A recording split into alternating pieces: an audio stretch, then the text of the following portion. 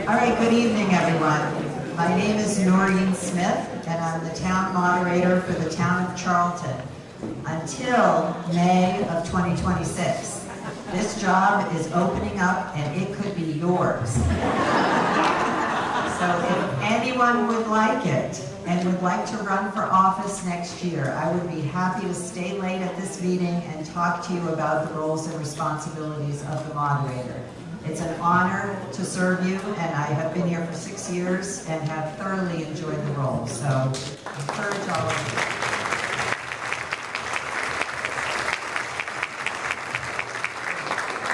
Thanks very much. It is 7 o'clock in the evening, 7:06, in the evening of October 20th, 2025, and I hereby call our special town meeting to order. Thank you for coming tonight to discuss and vote on the issues before us. There are many people who've worked for months to put together the articles before you and the logistics for this meeting. So I'd like to offer special thanks to Town Clerk Karen LaCroix, Assistant Town Clerk Elise Cunningham, Town Administrator Andrew Golis, who put up wonderful information on the website, and hopefully you took a peek at that before you came. The Board of Selectmen, the Finance Committee, Town Accountant Ashley Oberzet, W. Charlton Schools, are they here tonight? Can you recognize folks? Nope, not yet. They're out in line. I know there's people still coming in. And all the other boards and commissions that came forward and worked so hard to put together their proposals. Thank you to the volunteers who are registering voters out at the front entrance of the school, and to IT Director Jeff Sorrell and AV expert Drew Anderson for providing sound and video for tonight's meeting so people can watch from home. On the stage on your left are members of the Select Board chaired by Ms. Spiewak, including Mr. Singer, Mr. Lancette, Ms. Zarowski, Mr. Coronis, Ms. Spiewak, our Town Administrator, Mr. Golis, and our Town Council, Mr. Hennigan. On your right are members of the Finance Committee, chaired by Mr. Kamasi, and they include Vice Chair Ms. Lemire, Mr. Finnegan, Mr. Bosquet, Mr. Belcito. Ms. Terry's not here at the moment. Finance Director Ms. Oberzet, and Town Clerk Ms. LaCroix. In the event of an emergency, please exit the auditorium carefully to the rear. There are also points of egress at the front. Each year we welcome non-residents and non-voters to join our town meetings, and we ask them to please take a seat in the designated area, which is the front rows here, where I'm pointing impolitely to the first couple of rows on this side of the auditorium. That's where we ask people who are not voting to please sit. Non-residents are not allowed to speak during the meeting unless they are called upon by me, the moderator, and voted by a majority of town meeting voters. Okay, all voters should have received an electronic voting device that must be returned at the end of the meeting. If you need to leave the building for any reason, please return your voting device to the table at the entrance and ensure that it is not handed to another voter or non-voter. We do not want to have to delay the meeting if this happens or if the device is being improperly used. All registered voters shall remain seated during the meeting. Please be respectful and refrain from side conversations. These detract from the ability of other voters to hear the proceedings. If you're having trouble hearing at any time, that is a point of order. You can interrupt the meeting, rise to the point of privilege, and let me know that you can't hear. And the way you do that is you say, I can't hear. Okay? All right, as Thomas Jefferson wrote, it is very material that order, decency, and regularity be preserved in a dignified public body. So concerning disorderly conduct, under Massachusetts General Law, Chapter 39, Section 17, that provides me with the authority to demand that you comply with our established protocols. If not, you'll be warned by me, then asked to withdraw from the meeting, and then removed by the police if necessary.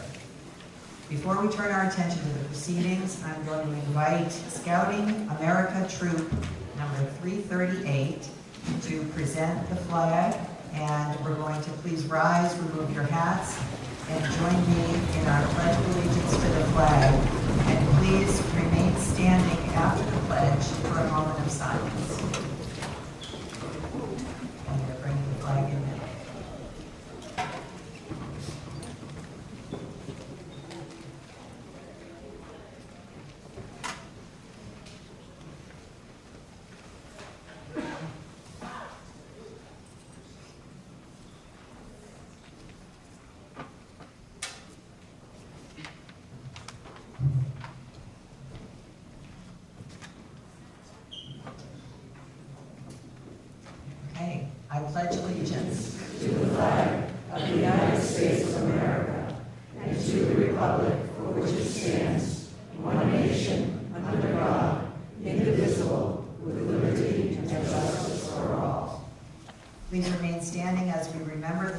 citizens of Charlton who are serving in the military and those who have served to protect and defend our freedoms.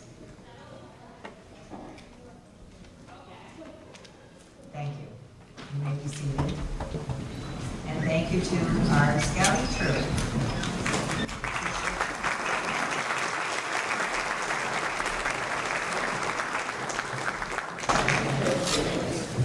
Okay, some of you are already familiar with our town meeting procedures, but some are not, so I ask for your patience while we ensure that everyone understands the rules and how and when to participate.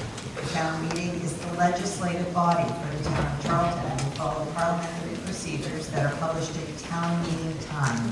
It's not Robert's Rules of Order, it's town meeting time. All discussion must be directed through the moderator. When considering action on an article, I will call for a motion, then a second on the motion. Then I may ask for the recommendation of the Finance Committee, Board of Selectmen, or other board as appropriate. I will then open the floor for any discussion on the matter. If you wish to speak, please approach one of the two microphones and wait to be called upon by the moderator. You'll be asked to state your full name and address in the town of Charlton. If you are a non-resident, you're not speaking. Once I've recognized you, you may address your comments or questions to me or share relevant information to the issue being discussed. All questions and discussion will be restricted to the matter of business at hand, specifically the article in the warrant for which a main motion has been made. Discussion of any other issue not outlined in the warrant will not be allowed. I will call upon town officials or administration to respond to any questions as appropriate. Each voter recognized will have 3 minutes to speak, and I will time you with my phone. Please prepare your thoughts and questions in advance. This will ensure that all voters have an equal opportunity to participate in the discussion. I take it very seriously. This is your meeting, and this is your decision-making. Please avoid matters of personality. It is not appropriate to refer to other voters by name or call upon others to speak. Once a motion's been made, it may be amended after discussion begins on the main motion. If you wish to make a motion to amend, it must be addressed at the microphone and submitted in writing.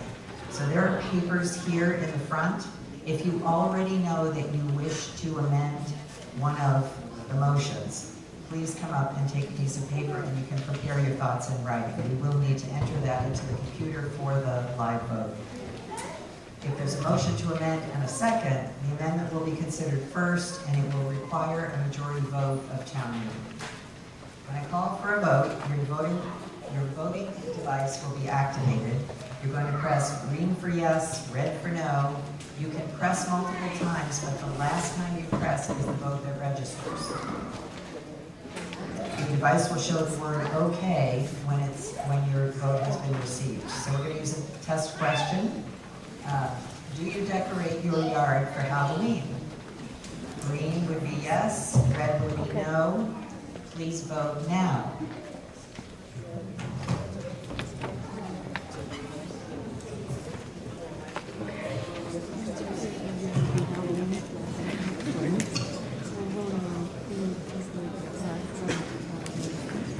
Seconds.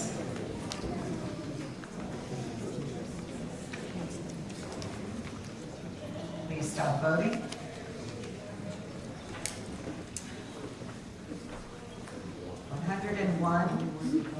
People in the room are very busy and decorate their yards. 109 do not. There's a name for that, Scrooge. 4 abstained, and we, for that vote, had 214 voters in the room. Is that disappointing? We don't have a screen. Oh, great. Okay. There's a screen there. Oh, great. Thank you. I will still have to announce the votes. All right. The motion is either defeated or approved, and we're going to be ready to begin. So if everyone who's here can have a seat, that would be great.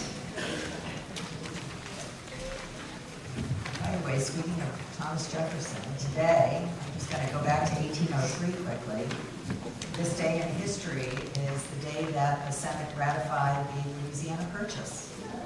It doubled the size of the United States in 1803. We bought it from Napoleon for $15 million. How's that? All right.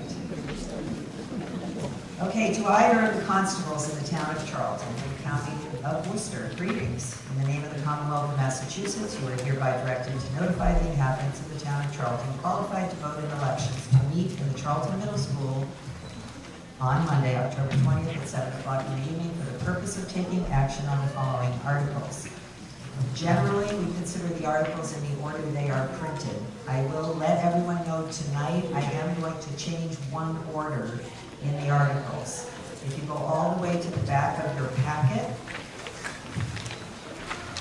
and this is the within the authority of the moderator to use judiciously when needed. Article 10 will be moved and considered as Article 11. And Article 11 will be considered first as Article 10. The reason for that change is Article 10 and Article 12 are the same conversation, and I would like to have them considered together. So we'll be considering Article 11, and then we'll jump back to 10 and then 12, okay? Okay, Article 1, appropriation of funds for unpaid bills of the prior fiscal year. To see if the town will vote to raise by taxation, transfer or borrow and appropriate a sum or sums to accounts to be specified at the town meeting for payment of one or more prior fiscal year's bills, not paid due to a delay in billing or for other reasons, or take any action relative thereto or thereon. This is sponsored by various town departments and officials. May I have a motion? Madam Moderator, Ms. Bewett. I move that the following prior year bills not previously paid due to late billing be paid from the following FY 2026 accounts as follows. $75 from the FY 26 Select and Procurement Bidding account to Massachusetts Municipal Association, $32.94 from the FY 26 Conservation Expense account to Amazon, $12,846.50 from the FY 26 Stormwater Management Expense account to Comprehensive Environmental Inc., $566.56 from the FY 26 Municipal Office Expense account to Vital Shred, $820 from the FY 26 Unemployment Compensation account to MIA, Mass Unemployment, $450 from the FY 26 Sewer Maintenance Equipment Expense account to CCL Landscaping, and $23.79 from the FY 26 Sewer Maintenance Equipment Expense account to Amazon. Thank you. May I have the recommendation of the Finance Committee? Finance Committee supports this motion. Thank you. May I have the recommendation of the Board of Selectmen? The Select Board supports this motion.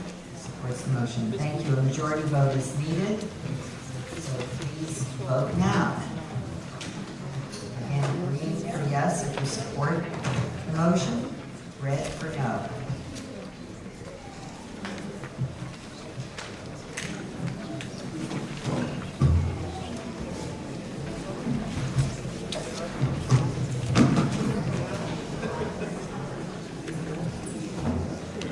Seconds remaining.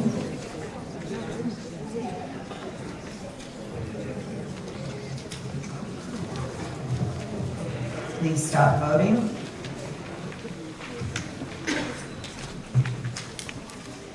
We have 178 votes in the affirmative, 10 in the negative, and 7 abstentions. The motion carries.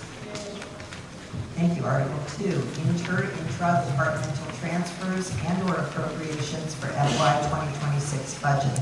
To see if the town will vote to raise by taxation, borrow, or transfer and appropriate from available funds, including so-called free cash and/or funds previously appropriated to other uses, a sum or sums of money to accounts and for purposes to be specified at the town meeting, or take any action relative thereto or thereon.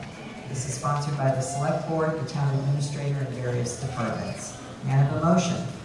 Yes, Madam Moderator. Yes, please, Mr. I move the following sums be raised by taxation or transferred, whichever is indicated below, and appropriated to the following accounts for any purpose of which funds may be expended from the latter accounts, and to authorize the Select Board, Town Administrator, and his or her designate or other appropriate town official, board, commission, or committee to enter such contracts, including leases, and take such other action as it may be necessary or advisable to effectuate the purposes of the foregoing vote. Each item being considered a separate appropriation.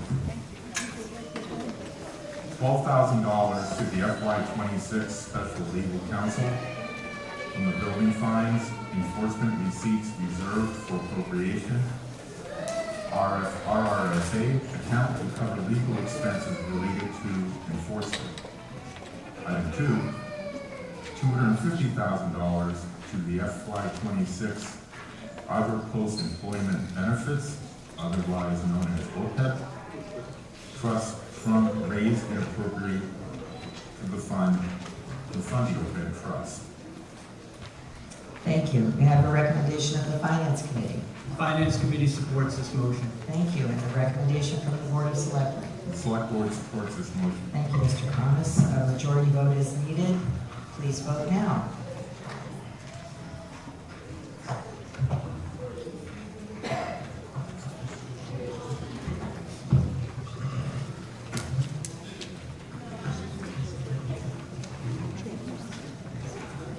Seconds remaining.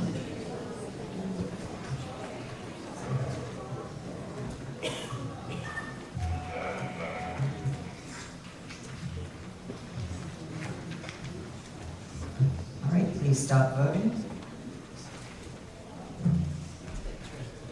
163 votes in the affirmative, 32 voted no, 10 abstained. The motion carries.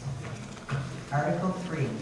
Amendments to the FY 2026 budget. To see if the town will vote to amend the fiscal 2026 budget voted at the May 2025 annual town meeting, or take any action relative thereto or thereon. This is sponsored by the Finance Committee. Do we have a motion? Madam Moderator, Yes, please. I move that the following sums be raised by taxation and appropriated to the following accounts for any purpose for which funds may be expended from the latter accounts, and to take such other action as may be necessary or advisable to effectuate the purposes of the foregoing vote. Each item be considered a separate appropriation. $50,000 to the FY Finance Committee Reserve Account, $80,000 to the FY '26 HR Contract Obligations Account, $40,000 to the FY '26 Municipal Energies Account, $2,000 to the FY '26 Emergency Management Expense Account, $35,000 to the FY '26 Highway Salaries Account, and $450,000 to the FY '26 Group Health Insurance Account. Thank you, Mr. Foskett. May I have a recommendation from the Finance Committee? Finance Committee supports this motion. Thank you. A recommendation from the Select Board. The Select Board supports this motion. Thank you. A majority vote is needed. Everyone take out your devices and please vote now. Green for yes, red for no.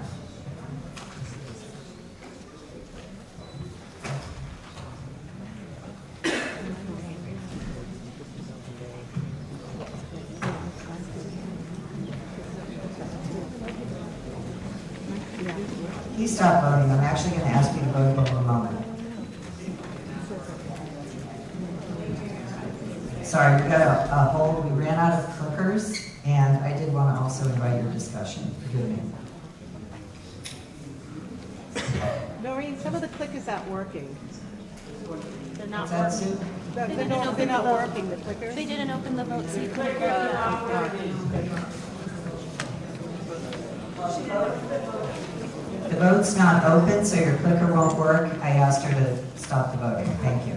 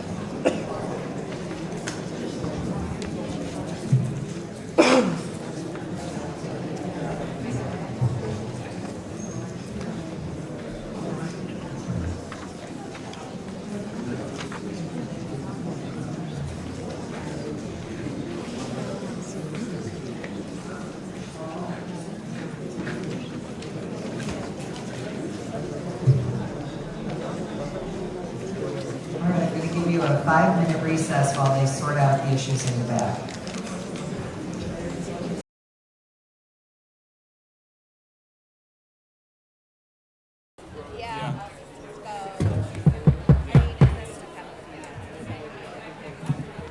All right, we're going to get started. Yeah. Thank you.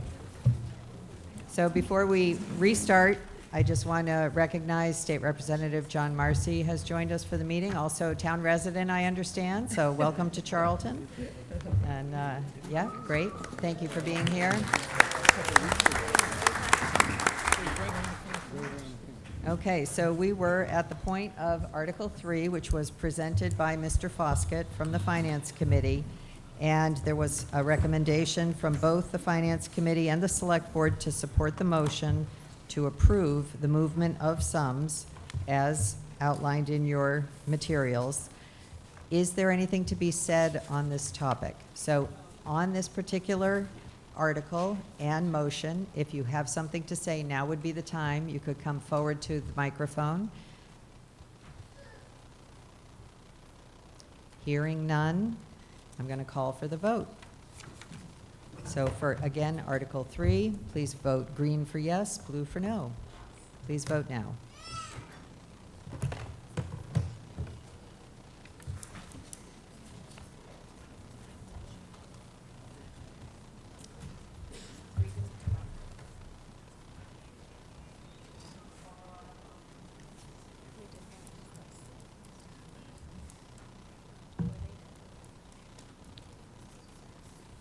Ten seconds remaining.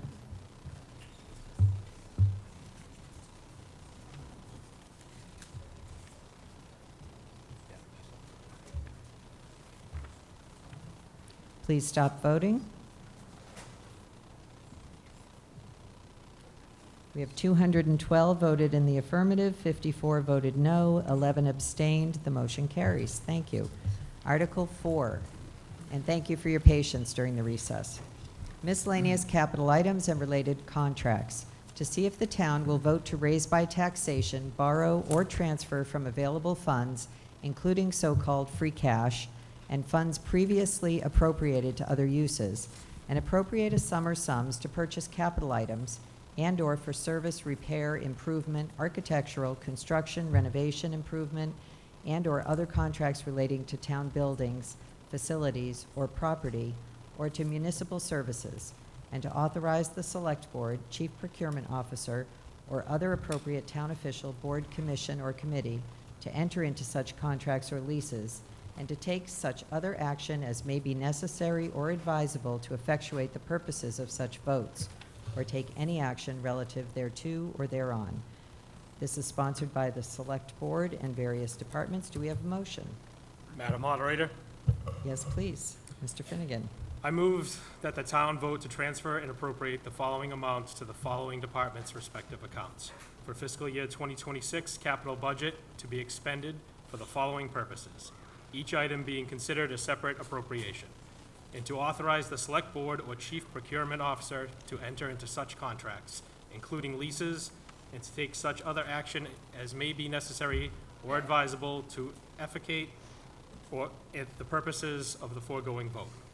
$50,000 from free cash to the Select Board grant match and planning, $20,000 from raise and appropriate to Select Board blighted property enforcement, $24,000 from Municipal Waterways Fund, RRFA, to waterways improvements, reallocate remaining funds from the South Charlton Dam Fence Project and Glen Echo Dam Project, a total of $56,261.45, to stormwater management, MS4 compliance, $50,000 from free cash to town hall window replacements, $150,000 from raise and appropriate to town hall improvements, $80,000 from free cash to technology replacements and improvements, $500,000 from free cash to landfill closure, and $20,000 from free cash to library repairs and ADA compliance upgrades.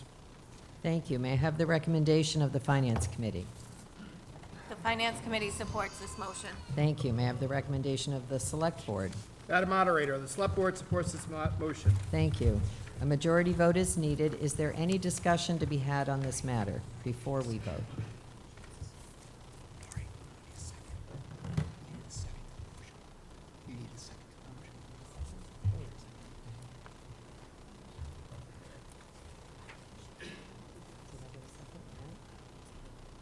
Sorry, I rushed that. May I have a second? Yeah, one moment, just please. May I have a second? Second. Thank you. Yes, hello. Would you Susan state? Crockett, Hello, thank you. 213 Dresser Hill Road. Thanks, I Susan. was just wondering, for the money allotted for the town hall, $150,000, does any of that go to improve the senior center that also is in town hall? So I will ask our town administrator to comment on that. Is the money allocated for town hall improvements, the 150,000? Does any of that go toward the senior center space? Madam Moderator, yes. The $150,000 is to go to address ADA accessibility issues, cosmetic repairs to the basement level, which is inclusive of the senior center space, some exterior trim repair to storage areas, and potential parking improvements. Okay, great, thank you. Thank you. Thank you for your question. Okay, hearing no further questions, we have a motion and a second. A majority vote is needed. Please press green to approve the motion and red if you disagree. Thank you. Please vote now.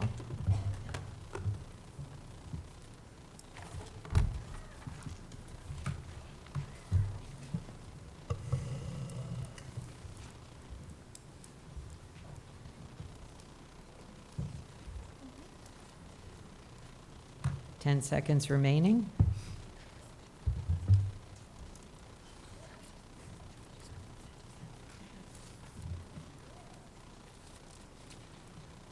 Please stop voting. 251 votes in the affirmative, 38 votes voted no, and 4 abstained. The motion carries.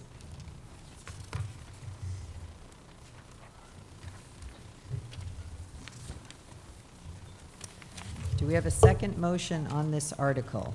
Motion 2?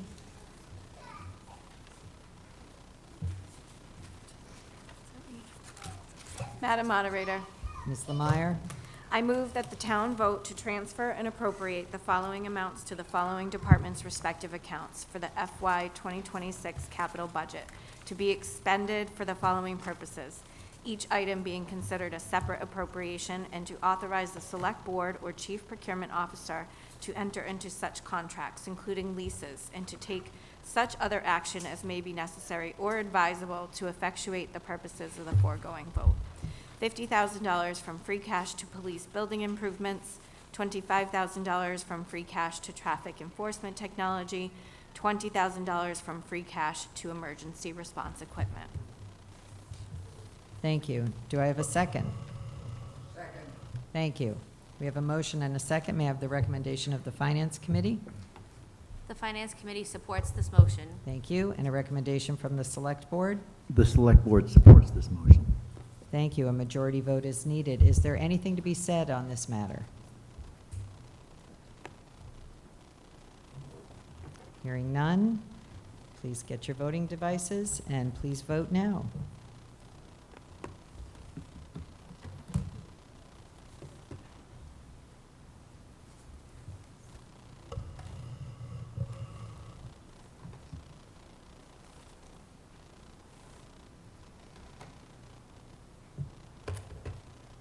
Ten seconds remaining.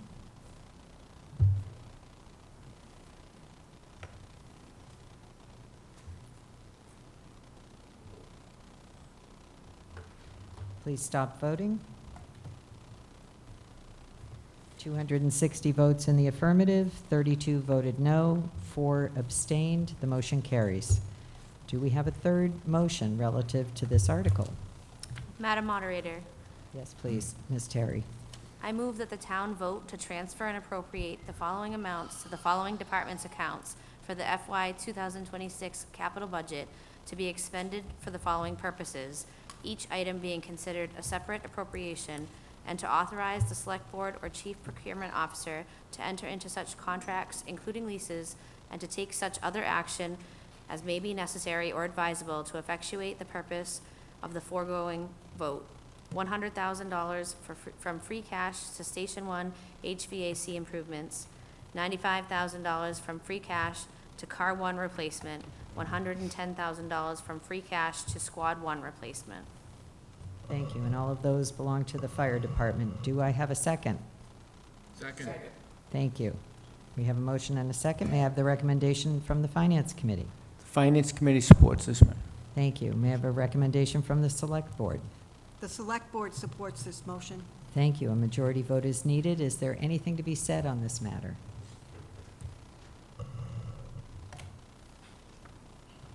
Hearing none, please take out your voting devices. Green for yes, blue for no. Please vote now.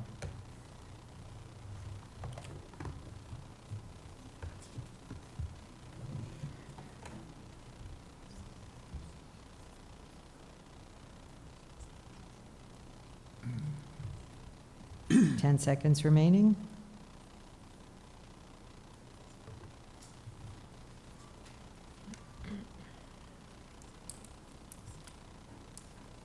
Please stop voting.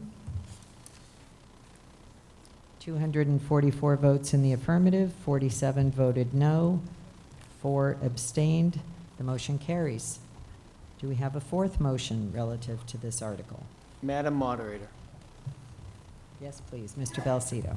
I move that the town vote to transfer and appropriate the following amounts to the following department's accounts for the FY 2026 capital budget to be expended for the following purposes, each item being considered a separate appropriation, and to authorize the Select Board and Chief Procurement Officer to enter into such contracts, including leases, and to take such other actions as may be necessary or advisable to effectuate the purpose of the foregoing vote.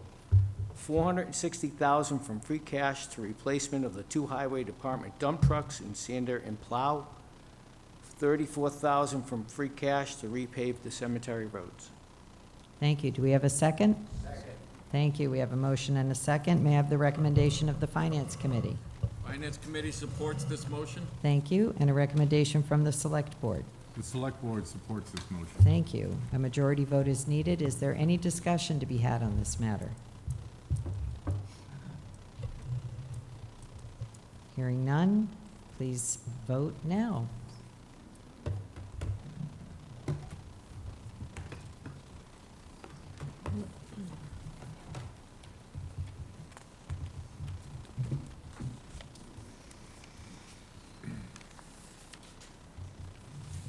Ten seconds remaining.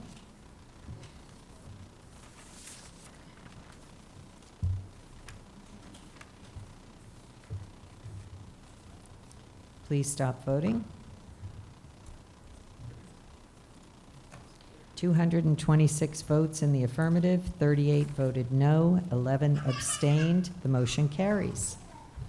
I think it's funny too sometimes. Where was that giggle from? All right. Do we have a fifth motion on this article? Madam Moderator, Yes, Mr. Kamasi, please. I move that the town vote to transfer and appropriate the following amounts to the following departments' respective accounts for the fiscal year 2026 capital budget to be expended for the following purposes, each item being considered a separate appropriation, and to authorize the Select Board or Chief Procurement Officer to enter into such contracts, including leases, and to take such other actions as may be necessary or advisable to effectuate the purpose of the foregoing vote. That we move from free cash $50,000 to a senior center feasibility study. We have a motion and a second. May I have the recommendation from the Finance Committee? The Finance Committee supports this motion. And may I have the recommendation of the Select Board? The Select Board does not support this motion. Thank you. A majority vote is needed. Is there anything to be said on this matter? Mr. Sage. Stephen Sage, 41 Lincoln Point Road. This is a very unusual situation where the Finance Committee and the Select Board seem to disagree on an issue. And I would like some clarity as to the reason for that. I could not find in the minutes a voice vote on how the board voted to not recommend support of this article, and I would like to find out what the vote was by the board, whether it was unanimous or whether there was a mixed vote. And then, yeah, that was my major question. Thank you. So I will ask both the chair of the Finance Committee and the chair of the Select Board to speak to how the committees each voted on this issue and if there was a brief rationale provided. So I'll start with the Select Board. Thank Ms. you, Madam. Spiewak? Thank you, Madam Moderator. The Select Board, the vote, obviously there's 5 of us, 4 voted not to support, not to take any action at all regarding this matter. In full transparency and disclosure, I was the one vote who was in favor of this, and I will step down to talk to my reasoning in a minute. Having said that, because I had the opposite opinion of my peers, with permission from Madam Moderator, I will turn this over to the So, Vice Chair. yeah, I would just advise that it's best not to get into individual votes, that the board, as a board, had voted not to support the motion. Correct. So it was not unanimous, is all we need to say. And is there a reason from the board? Would one of the other members like to just briefly offer the reason for the board as a whole not supporting the motion? Would you like me to do it here, or I'm planning on walking down? I'm asking for here, so, yeah, as a member of the Select Board. It's basically, it comes down to affordability. That was the consensus between all of us. And we've got this report from the school department. We were handed this in April of this year. And it's a very well-done report. It's about 140 pages. I've read it cover to cover. Is this relative to the senior center? No. Okay. This is the reason for not being able to afford it. Okay, but I don't want to digress into other spending, but generally speaking, you're referring to other needs in the town as the rationale for not Correct, supporting the senior but center. I'd like to Thank give a you. reasonable explanation. Madam Moderator, point of order. Am I allowed to do that? Who's, yes. Okay. I don't believe that the Board of Selectmen discussed why they were voting the way they did. And so I think that would be an individual reason that they would need to come up as a citizen and say what their purpose for their vote was. But I don't think that they have I don't think it was discussed at the meeting when it was voted. Thank you for your point of order. Can you clarify, Ms. Spiewak, when the board voted to not support this motion, because I don't believe that vote took place at their meeting, which was previously televised but may have taken place prior to this meeting, could you just clarify that the board did indeed vote to not support the motion? So, Just, just to be clear, the board took this first up at its September 9th meeting, and no motion was made, so it just basically died. Then the Finance Committee came in and met with us jointly, and when it was asked if we would support the motion, the majority of the board said no. said no. Okay, Trying thank to be you. very high level. And I Madam believe that was Moderator. September 29th, maybe, that you had a joint But we meeting did have a of, discussion yes, about of And there was a FinCom vote, and. yes. Yes, and there was a vote taken, so, Yes. and that's what I'm speaking to. I'm not interested in individual votes. I'm interested in the board took a vote, and the general reason for it, which was stated at that time, was affordability. Yes. Thank you. So, Okay. And capital items on the horizon. On the horizon, thank you, Yeah. yeah. And for the Finance Committee, if, again, what the vote of the committee was, if it was unanimous or not, but I don't want to digress into who voted No, what way. Our vote was unanimous. The Council on Aging has done a yeoman's job with the facilities that they're in. They've approached us on several occasions looking to get a better building. An opportunity has come up. The first and best step for us as a town is to do a feasibility study to make sure that the building that they're looking at can suit the purposes and is going to be within our budget. And so, and at that particular meeting, we learned that the new monies that new growth had come in. I'm sorry, that the new growth money had come in, and that there was $50,000 available to be spent on a feasibility, and so the committee voted, let's put this on the ballot, on the warrant today, that we could vote for a $50,000. Thank you. Okay, does that respond to your question, Mr. Sage? Thank you. Next, sir? My name's James Howard. I was a former member of the council. I retired after 20-something years. Thank you, Mr. Howard. Could you state your address in Charlton, please? 15 Main Street. Thank you. All right, the reason, I was at the September 9th meeting, and I'm basically going to say the same thing.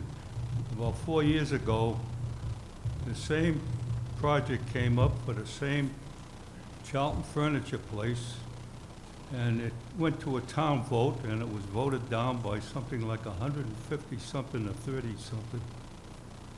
And since then, the town has appropriated money to check out various areas, one being 3 Main Street, 3 Dresser Hill. And I don't know what it cost, but when it was all done, I got the results, as did everybody on the board, and the project was going to cost something like $21+ million. I mean, that was way overboard in my opinion. But anyway, and then they looked at a place up at Trolley Crossing. I don't know if money was involved with that. But my thought is this. The town has put out money to do these, to check out these various things. Dresser Hill, in my opinion, isn't a good area. But anyway, the point is, I would like to see them take the money that they spend on these various things and put a deposit on some land that has sewer and water connections to it. And that's where our money would be going, in a good direction. Thank you. So, sir, to be clear, are you speaking in favor of or against the motion as it stands? Against it. Against. Thank you. Okay, yes, ma'am? Nancy Tully, 61 Sunset Drive, Madam Nancy, Moderator. thank you. Sorry. Is that better? Yes. As happens so frequently, issues are discussed on social media with the intention of getting input from others to make informed decisions. And this motion is no different. But there is some conflicting data presented online that should be addressed. First, there's been some disagreement about the age to be considered a senior. And according to mass.gov, the Commonwealth of Massachusetts considers anyone age 60 or older a senior citizen. Some states use 55, others use 62 or 65, but Massachusetts uses age 60. So that's the benchmark age that was used to report the following data.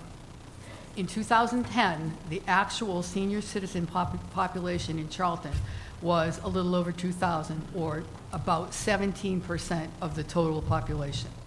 Our most current data from the state, as of October 15th, 2025, last Wednesday, has Charlton at an actual total population of 12,520, with 3,941 being seniors.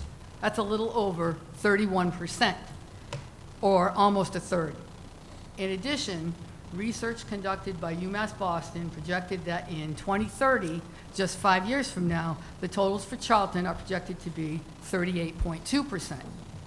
As these stats indicate, this is a rapidly growing segment of our population. Our current senior center has become an inadequate space to support this growth. So, about 3 years ago, there was a citizen's petition placed on the town meeting warrant to purchase the property that is the former Charlton Furniture location. Although the motion was not supported by the select board and subsequently voted down, that's not because there's no need for a new senior center or because there was anything wrong with the property. It was stated at the time that it was because the property had not been properly assessed and no other alternatives had been considered. So to that end, it was determined by the select board that a new town committee the Community/Senior Center Feasibility Study Committee would be formed. After 3 years and countless hours of meeting and research, the committee has requested the money required to conduct due diligence on this property. Not to buy the property, just to conduct due diligence on the property. You have 30 seconds remaining, just so you know. Okay, including a property assessment of all major systems, a 21E environmental report, a real estate value assessment, and any upgrades that would be needed relevant to renovation designs. The $50,000 amount required for this assessment was determined by our town administrator, whom I don't know personally, but whose recommendations are seen to be fiscally responsible. This motion was also unanimously supported by the Finance Committee, Thank whom you. I consider to be fiscally conservative and much of the reason that Charlton's budget is always in such great shape. Thank you for your comments. Do you have anything further to add? Just wrap it up with one sentence. Okay, I'll just finish this one sentence. In addition, if for any reason the total amount requested is not needed, the balance will remain in the free cash account. Approval of the request will have zero impact on anybody's tax bill. Thank you for your comments. I appreciate it. Yes, sir. Bill Borowski, 69 Haggerty Road. Mr. Borowski. Just very briefly, what I would ask those in attendance tonight is to shift or reconsider the argument of whether a senior center is needed. Instead, consider whether this is a property we want to invest in. As a reminder, as other speakers have said, 3 years ago, this was voted down soundly. What I would ask through the moderator is what exactly has changed in that time that the Senior Center Feasibility Study has brought this back. I looked over on the minutes online, there were none. I looked on the meeting agendas online. There have been 6 in the past 2 years. The last one, September 8th, was the only time this property was mentioned. So I would assume some type of a new analysis has been done in order to proceed with this.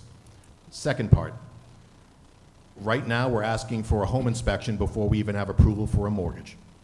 I would ask the administrator and/or finance committee if any pro forma finance has been done to see what limit, if any, could be done underneath the levy limit, or rather, will this necessitate, if this does go forward and it is found feasible, whether this can be done without any type of tax increase via debt exclusion or an override. And lastly, I think I speak for many in the audience when I say I'm a bit perplexed on why we need to spend $50,000 to do a prelim study when we have in-house resources such as our building inspector, our electrical inspector, our plumbing inspector, et cetera, who could very easily go through that building and point out immediate deficiencies. I would urge those in attendance tonight to vote this down, do additional diligence, and come back in May. Thank you. Thank you, Mr. Borowski. So I'm going to pose the question to the chairman of FinCom to speak to the change in the property, because I understand that the property had since been divided since the prior time Yes, that this was considered. and I'll be the first to admit, I don't know about an appraisal or a feasibility study done 4 years ago. I have not read it, so I don't know what was in it. The current property, by the way, is the 2 buildings to the left-hand side, on the left-hand side, the center building and the left building. It does not include the building on the right, so maybe that's one of the places where there was a difference in the appraisals. That I don't know. Okay, thank you. And will this require, the second question was, will this require an increase in our taxes? Mr. Golis, could you speak to that? Madam Moderator, without further looking into it, our recommendation would be that based off of any projected costs that we would put this before a debt exclusion vote. So this would come this to would a... require a debt exclusion. This would require a debt exclusion vote if we were going to move forward with this. I just repeated it. It would require a debt exclusion vote. In other words, we would need to allocate the funds if this were to go forward. So if anyone has a follow-up question, you can come to the microphone. Debt exclusion vote requires an election. Okay, so debt exclusion vote requires an election. Has to be done during an election. Yes. Has to be done during an election. All right. I'll come to this side. Sir.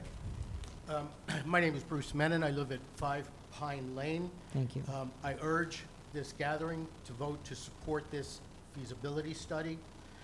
As someone who spent 22 years in elective office, in a variety of positions in the city of Newburyport, I've had a lifetime to think about what it means, what makes a community welcoming, and what makes a community respectful. What I learned in my time is that a community is not only comprised of people who live in a geographic area. Community is also about compassion, and it's about legacy. It is about preschoolers to seniors and everywhere in between.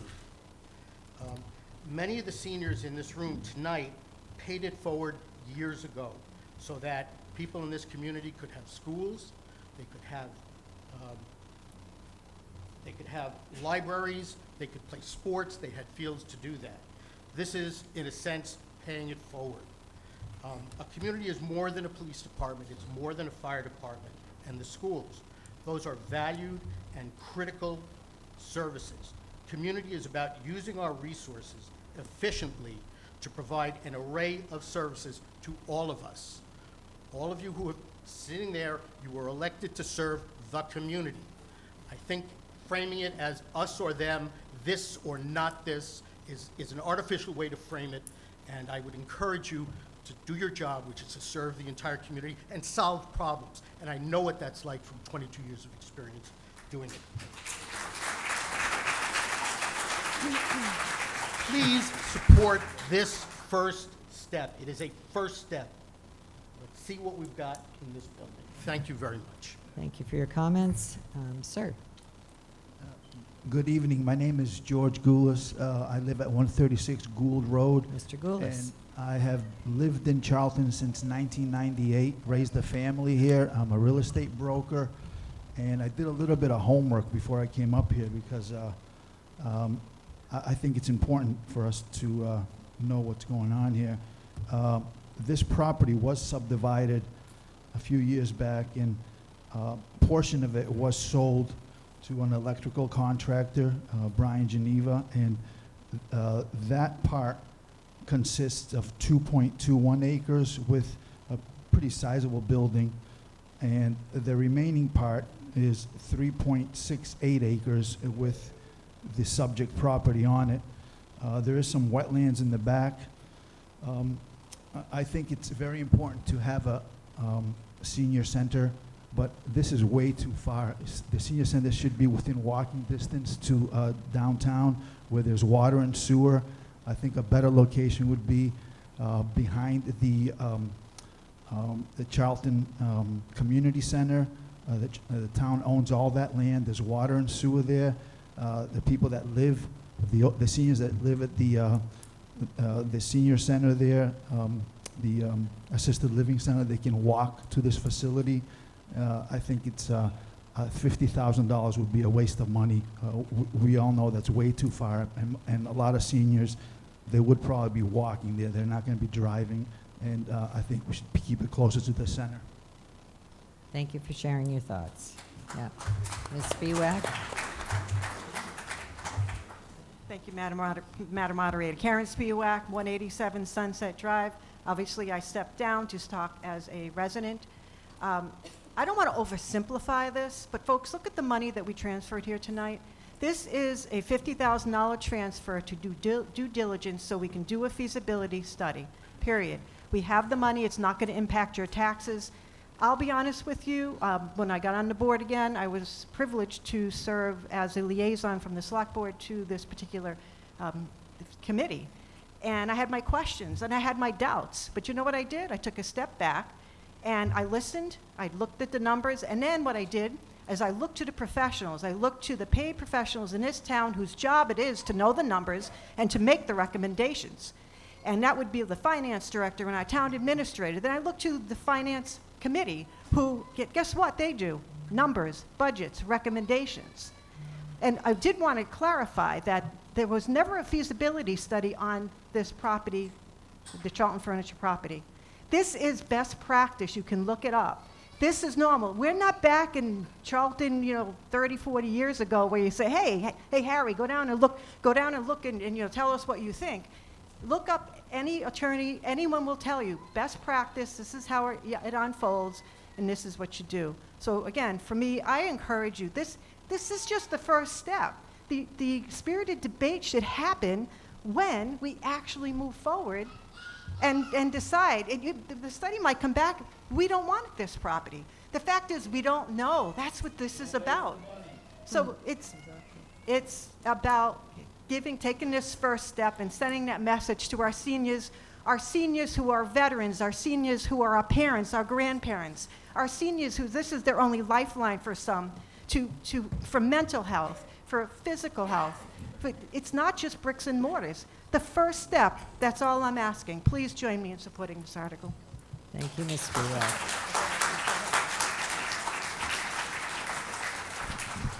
I'll go to Mr. Kamasi and then back to the next mic. Henry Kamasi, 10 Ebalis Road. I'm up here to ask you to support this motion. I believe that this is important to the town. I will duplicate what one of the previous speakers says. It's more than, what makes a town is what it has for its citizens. We've got a lot of things. How many people have heard, oh, I came to Charlton because of your school system? Well, I'd like to hear somebody say, I came to town because of your senior center, because you have everything in your town. The seniors make up, as someone said, 31%, all right? It's time that we do something. I've spent over 30 years in senior living care. I know the value of providing seniors with a community. It's what keeps them going. It's what gives them a purpose. It's important to the town, all right? I know one of the arguments has been, we've got other expenses coming up. I know we've got other expenses, believe me. Nobody knows like this committee what we've got in front of us. But it doesn't mean that we can not take care of other priorities in this town. We will take care of them one by one as they come. This, I believe, is an important priority for this town to provide for our residents and to make us a great town to live in. So I'd ask you again, please support this motion. Thank you. Thank you, Mr. Kamasi. Yes, please. Hi, I'm Jean Costello, 34 Main Street. Some of you may know me as school committee for Dudley Charlton. I'm going to reiterate a little bit of what other people said, is that, yeah, people do come here because of the schools, right? A lot of people move here because of the school systems. I've been here since what, Mom, 1975? 74, sorry, 74. The school systems have been great, but people stay here because of the communities that we build, and part of the communities that we build are because of the library expansion and because of the senior center, because of the people and the networks that we have. Ignoring the needs of the future of who we become is not going to help anybody in this room. And one of the things that I noticed is when everybody here is speaking about what is so wrong about the 50,000 feasibility study, or what is so wrong about the Charlton furniture choice for that 50,000 feasibility study, is, well, the seniors can't drive there. They need a walking space, or they need this, or they need that. But who was on the feasibility due diligence committee for it? Seniors. Who did they ask? Other seniors. Who's supporting this? The senior center is supporting it. The seniors are asking for this. The seniors want it. And yet we as a community are turning and saying, no, we know better. The seniors are asking for it. They have waited years for this. Who are we to turn to them after all these years and say, no, we know better than what you need? Thank you. Thank you for your comments. Sir? My name is Brad Howard. I live at 148 Gould Road. Mr. Howard, thank you. Appreciate the 3 minutes. I'd like to know how to get some of this free cash everybody's throwing around freely. The second point is the free cash has to be backfilled from somewhere. How's it going to be backfilled? How much of an appropriation? How much of a tax increase are we going to look forward to down the road if we try to basically fix this self-licking ice cream cone that's the old 30-year building with a 20-year warranty down the street? It just doesn't fit. It doesn't fit. I was accused the other day of having a difference of opinion. Well, it's not that I don't support the seniors, I am a senior. I spent 40 years on the railroad. Try it out, folks. I'm not advocating for re-election. I'm not up here pushing anybody's buttons for re-election. It simply isn't the right place. It simply is not. The money could be better spent studying something else, a better location. Uptown's great. Down there, not so much. Thank you. Thank you for your comments. Mr. Coronas. Madam Moderator, Steve Corona, 17 Old Worcester Road. The part of it, it's very rare that the two boards disagree. I think it's probably certainly on something as important as this, as a town bill. Can you approach the mic, please? Thank you. It's certainly it's very rare that both boards disagree. Certainly on a capital project. This report that I wasn't able to talk about earlier, but I'm just going to spend 15 seconds on it. It's a feasibility study done on the 7 schools in the school district. So I'm going to actually have to hold you to the 4 corners of the article, which are, we're debating right now an allocation. I would like the people, Madam Moderator, I'd like the people to understand the dollar amount for Heritage School repairs due in 2 to 5 years. I think it's very relative. Okay, you can, please That keep it brief. amount is $44,787,000 from an engineering study, and they're recommending it being done in 2 to 5 years. That is why the Board of Selectmen are not supporting this. Now, you can talk about, and of course we'd love a new senior center if we can afford it. And if there are 4,100 seniors in town, we have to think about the 3,500 that do not use the senior center, and how are they going to pay their taxes? Thank you for your comments. I do just want to be clear, because typically on all of these questions, and I know we have some of interest this evening, I'm going to keep people to focus on the question that's on the paper.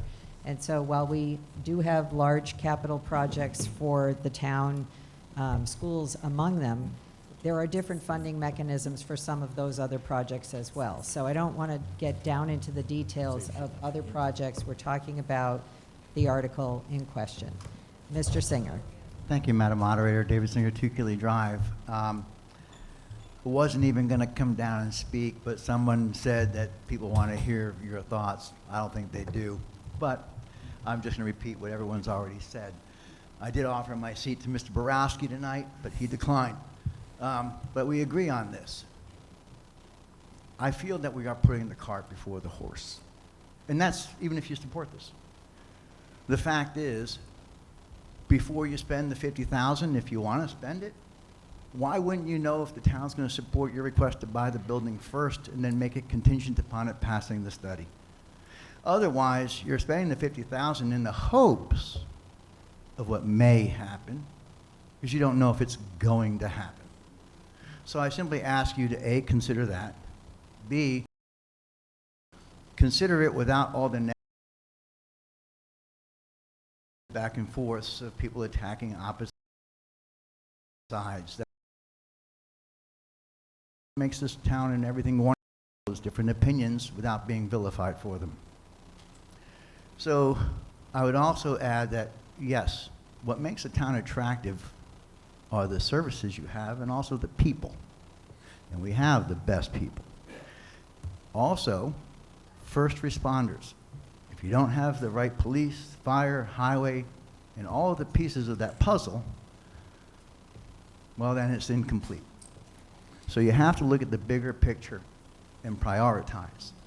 We all love our seniors. I'm one of them. Many more are becoming seniors. We've asked 100 times, not how many live here, how many use it regularly. We've never got that information. We're just asking questions. We just want due diligence, and we want to care for our seniors properly. That's all we're asking. Thank you, Mr. Singer. Please don't shout from the audience. It's not respectful to the rest of the members. Ms. Walker? Thank you. Kathleen Walker. I'm at 9060 Baker Pond Road. I agree with David that we need to prioritize. I've been in this town for over 31 years, and when I was on that board, that's all I did was prioritize, and I prioritized the fire department and the DPW and the library and numerous other facilities and opportunities for the citizens here. It's time. I'm 83 years old, and I think I've prioritized enough to say that seniors should have a place, and a decent place.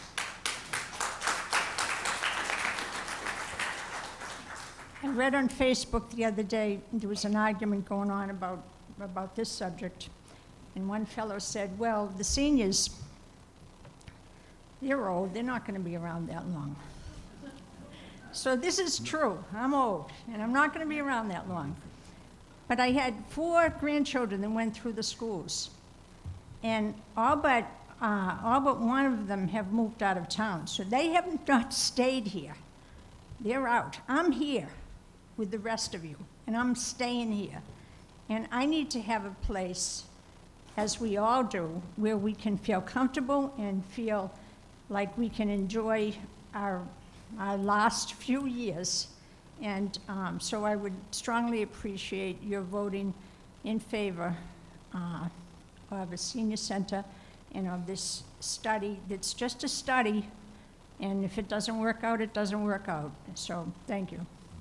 Thank you for your comments. Maureen, can I rebut the numbers? I've got the numbers if people want to know what it would cost. It's up to you. Okay. It's up to you.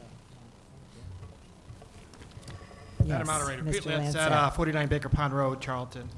I voted against this, not because I'm against the seniors or against getting them a new place. As others have already said, I think we put the horse before the cart in this scenario.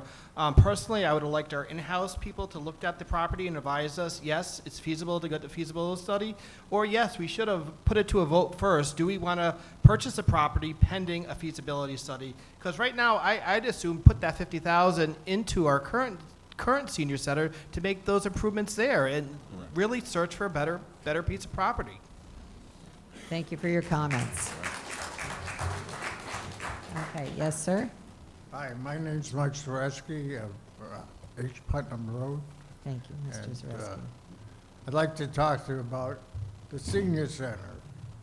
The senior center has been overlooked so many times, and I know some of you people that are on the table have seen it, but nobody's doing with it. You know, they say, oh, it'll be all right, they're doing enough. Well, we can do more, especially for the handicapped people and some of the elderly people that want to come over here. And we want them to feel free, but nobody comes over there to say, all right, we can build this, we can build that. We need a senior center.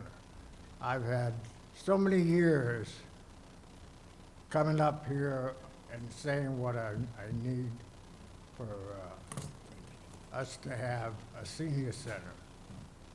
And I lost words that we haven't had it done. And I'm saying I was here, I'm 18 years. And 18 years I've coming up in front of the microphone. And I just want to say, we need a senior center. Thank you. Thank you for your comments. Ms. Zarowski?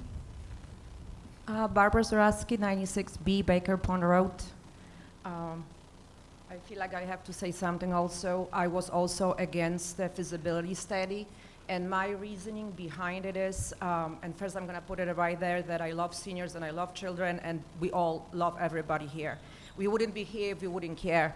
But I will say that my reasoning behind me being against the feasibility study specifically is first, because we need to understand what we're going against after that passes. do we have enough money? Are we okay with increasing the taxes? The numbers that we have run over with the debt exclusions and how much the taxes will potentially go up for every citizen, it's only a number based on the feasibility study and the building the senior center. But let's not forget, we have other debt exclusions already approved. We have a fire station. All this money is going to add up. So we have to think about it first. Do we have enough money? Are we willing to get those taxes increased so much, so quickly? Because we have those projects already pending. That is number one. Number two is, I was working on the Maynard Field development a few months back. For that project, we had the feasibility study performed a while back, 6 years ago. The town appropriated $150,000 for that feasibility study. When it came to its fruition, none of that was good. We had to do it all over again because we didn't have money within those 7 years to finish the project that we started. Third, there's no free anything in this country. That's what I learned coming over. There's no free lunches, economics 101. The free cash comes already from your taxes, guys. It already isn't free.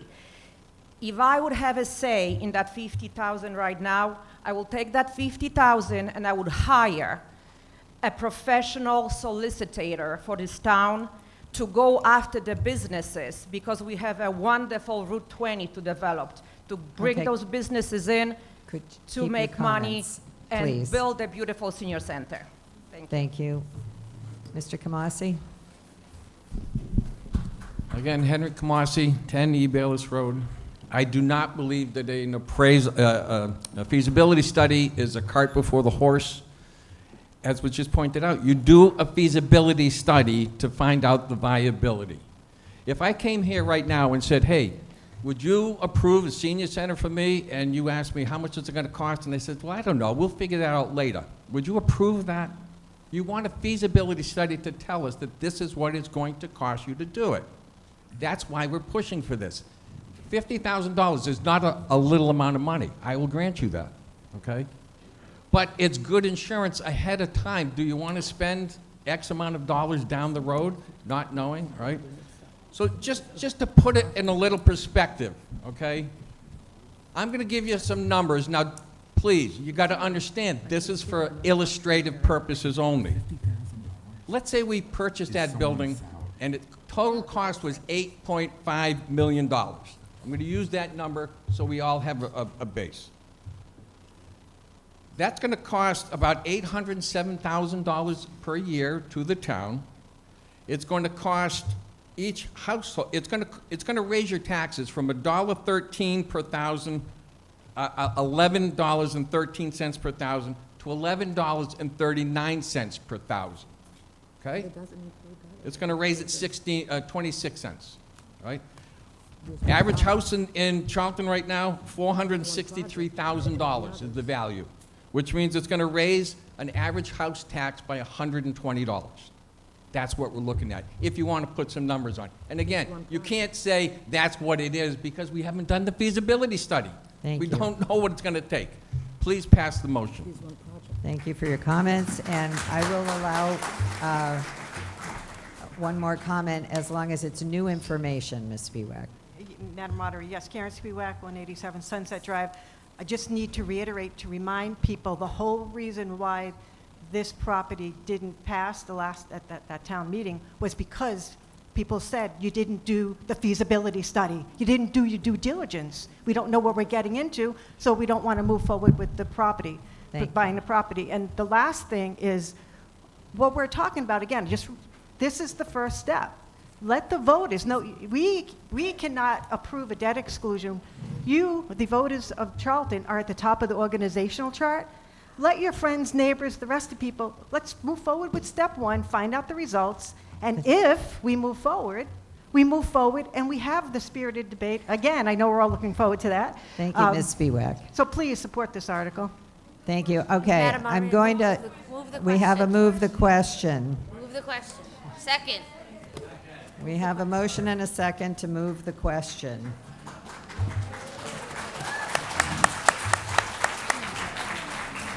It's expected nothing less.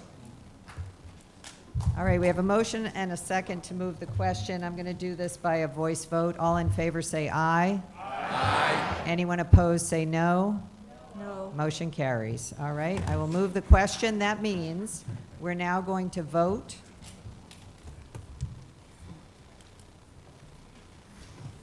on motion 5, the question of the $50,000 for the senior center feasibility study.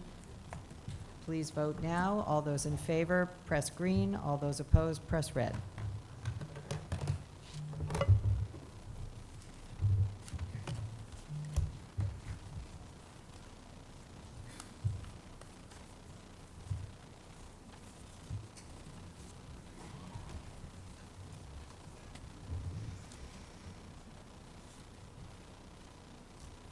Ten seconds remaining.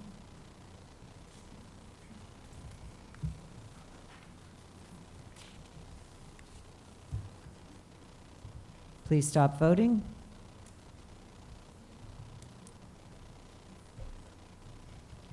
We have 179 votes in the affirmative, 114 voted no, 2 abstained. This required a majority vote, so the motion carries.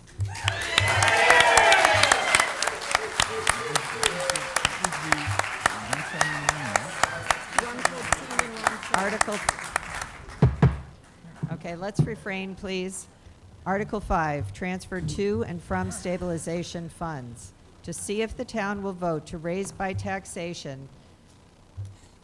Okay, I'm going to ask people to please be quiet and pay attention. And if you're leaving, just so you know, you're going to miss out on the drawing. I brought 3 homemade maple syrups here tonight.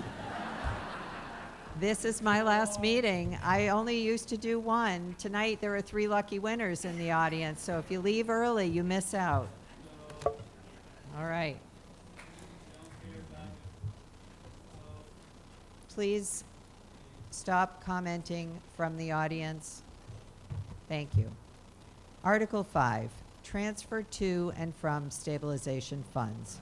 To see if the town will vote to raise by taxation or transfer from available funds and appropriate a sum or sums to or from the stabilization funds or take any action relative thereto or thereon.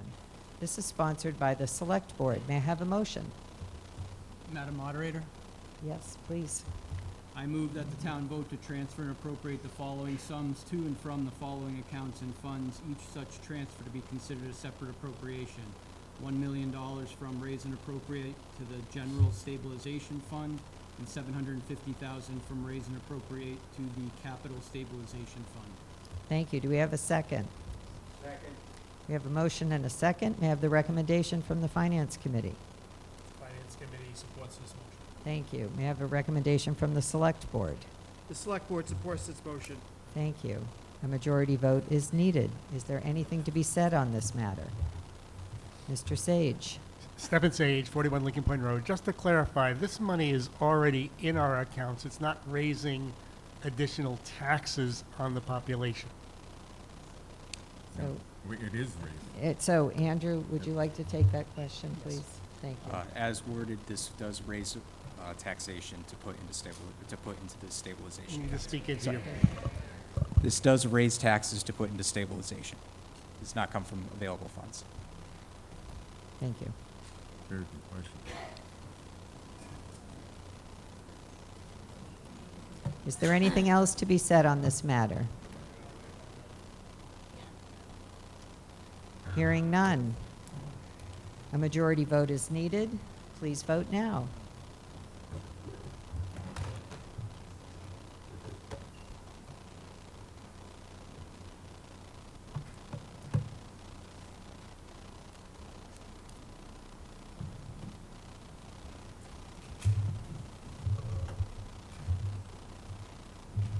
Ten seconds.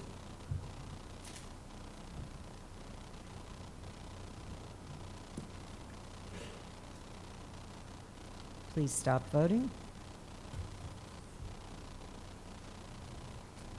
We have 116 votes in the affirmative, 135 voted no, and 18 abstained. This required a majority vote, and the motion does not carry.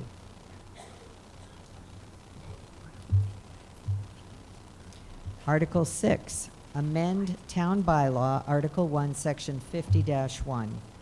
To see if the town will vote to amend Article 1, Section 50-1 of the Town of Charlton General Bylaws by striking in its entirety subsection A1B, which reads, one town clerk, so as to remove any reference to the town clerk being an elected official.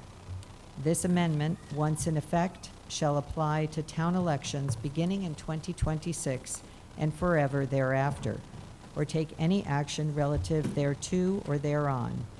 This is sponsored by the Select Board. May I have a motion?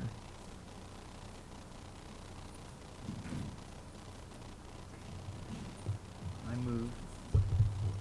Madam Moderator, Yes, Mr. Singer. I move that the town take affirmative action on Article 6 as printed in the warrant. Thank you. I have a motion. Do I have a second? Motion and a second. Is there anything to be said on this?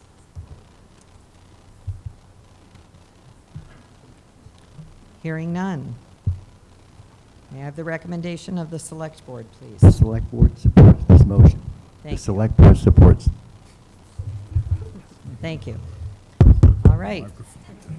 Please vote now. Green for yes, red for no.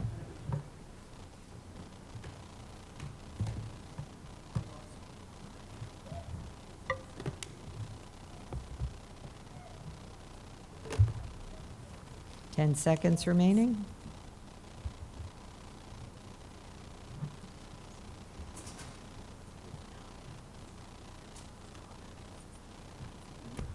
Please stop voting. We have 196 votes in the affirmative, 61 voted no, and 18 abstained. The motion carries.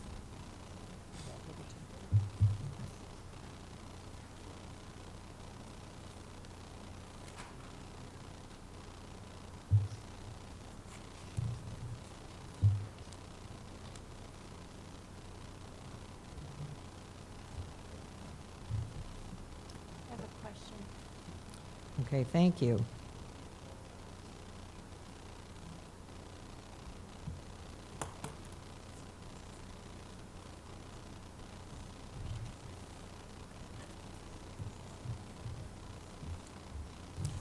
Article 7.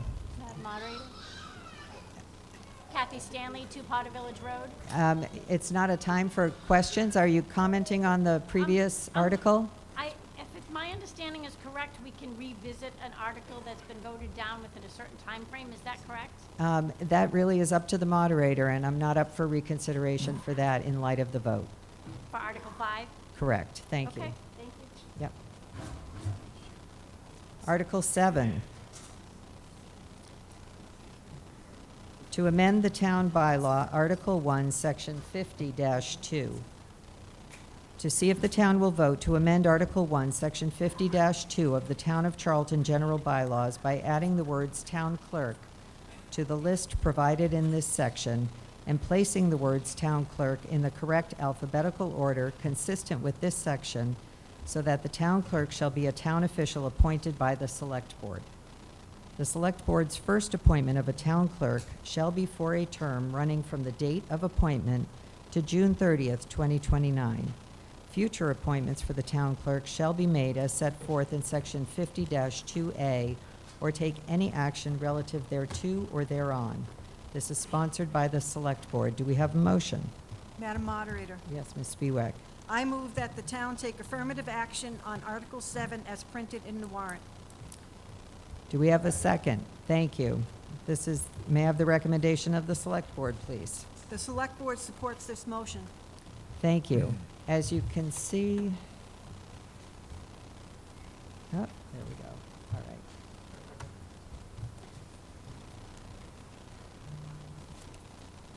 Is there anything to be said on this matter? Hearing none. Please take out your voting device and vote now.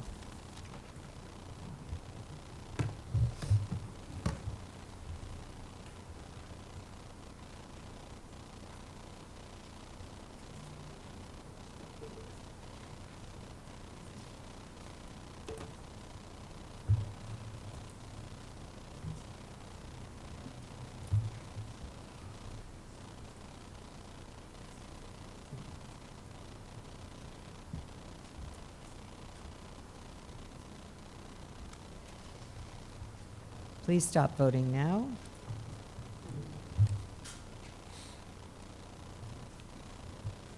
Thank you. Article 7, 204 votes in the affirmative, 53 voted no, 16 abstained. The motion carries. Article 8.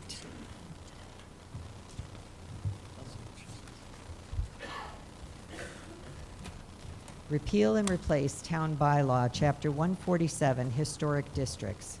To see if the town will vote to repeal and replace Chapter 147, Historic Districts, to be more compatible with the Massachusetts Historical Commission's rules and regulations and Mass General Law, Chapter 40, Section 8D as follows.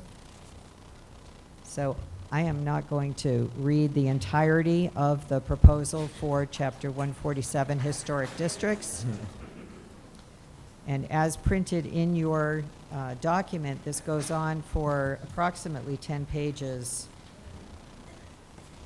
up to page 21.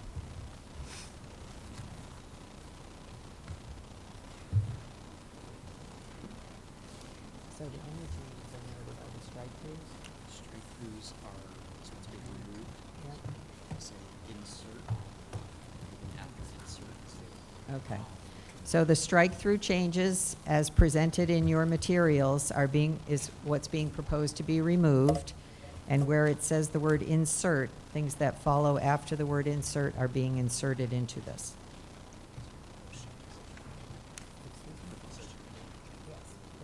Yep. The proposed changes. All right, do we have a motion? This was sponsored by the Historic District Commission and the Select Board. Yeah, Madam Moderator, I move the town take affirmative action on Article 8 as printed in the warrant. Thank you. Do we have a second? Thank you. We have a motion and a second. May I have the recommendation of the Select Board? The Select Board supports this motion. Thank you. A majority vote is needed. Is there anything to be said on this matter? Stephen Sage, 41 Lincoln Point Road. Mr. Sage. Asking that the historic, who was ever in charge of this bylaw change, there's the word chairman used in commission section 4.2, and there's the word chairman and vice chairman in 5.4. I just request that they change that to either say chairperson or just chair. And the reason for that is, what's the difference between chairman and chairperson? The main difference is that the chairman is a gendered term traditionally used for a man, while chairperson is a gender-neutral term that can refer to any person regardless of gender. Chair is also widely accepted gender-neutral term for the role. Using chairperson or chair is considered more modern and inclusive. We've managed to get the Board of Selectmen to refer to themselves as the Select Board, to be non-gendered, as we have a multiple of individuals up there that represent both sexes, and I would like the future generation that comes to these meetings and comes to this town to recognize that they're all welcome. May I have your proposed amendment in writing, please?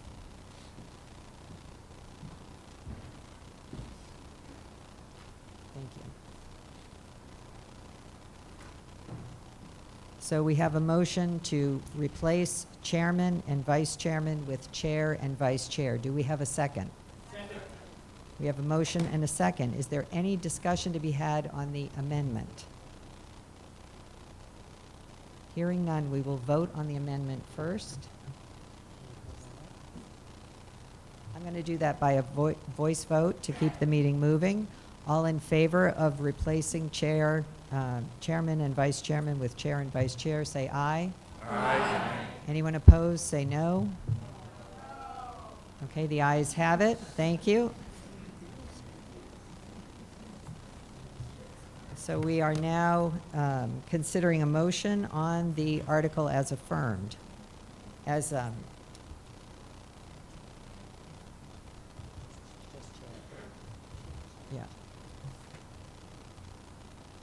Thank you. Okay.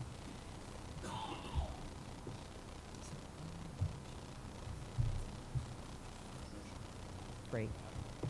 All right, so we have a motion and a second. It's now, yeah. to consider the article as amended. Is there discussion to be had? Yeah, I just had a question. Jessica Wilson, 3610 Schoolhouse Road. Thank you, If you Jessica. scroll down to the section where it's 5.2 and 5.3, it discusses the ability of the commission to adopt and from time to time amend reasonable rules and regulations or guidelines set forth. And I just wonder if there's any clarification on that, because it sounded rather subjective up to the commission as opposed to as strict of some of the other areas. So 5.3, section 5.3, which appears on page 17 of your packet. Your question is, Just if for 5.2 and 5.3, if there are any examples or things like that, it just seemed like a rather subjective area, being able to amend different rules and regulations or guidelines set forth which set forth by the architectural commission, features as opposed to it being up to a vote, as we're doing today with everything else. or other reasonable rules and regulations. I will ask our town council to comment on that.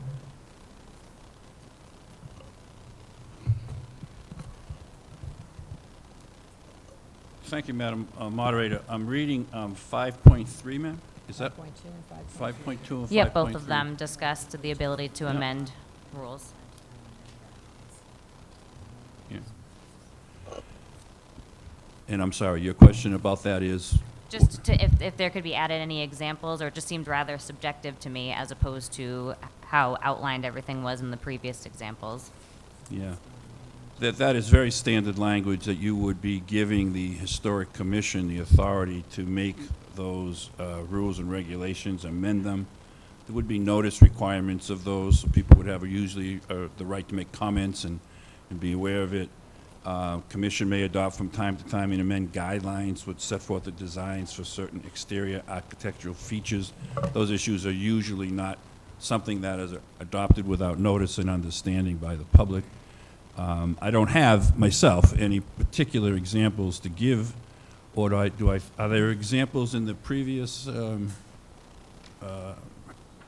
that I saw. But I didn't think there was either. Yeah. But, so I guess you're really giving the authority to the Historical Commission to perform those functions. Thank you. Thank you. Yes, please. Hello, I'm Rebecca Jha. I'm the chair of the Historical Wonderful, Commission. thank you. So I just wanted to give examples. Such examples would be something like replacement windows, for example, where obviously if you're in a historical home, a historical district, it's no longer feasible or reasonable to ask people to replace windows with wooden windows any longer, or there's now composite siding and things like that that we would recommend. And so as materials become more sustainable and technology is ever evolving, we want to work with the community to be able to update your home so it looks aesthetically historic, but you're still maintaining the integrity of your home. And we're really working with the community to try to update the home so that it's sustainable, economically feasible for you, but also still in keeping with the historical guidelines. I just Thank hope you. that helps for examples. Thank you. Is there anything further? Hearing none, please take your voting devices out and vote now.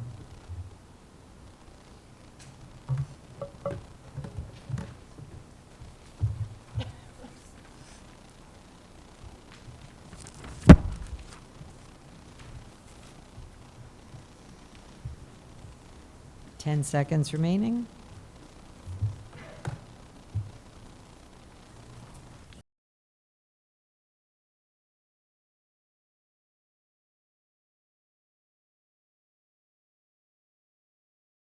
Collective bargaining agreements, or take any action relative thereto or thereon.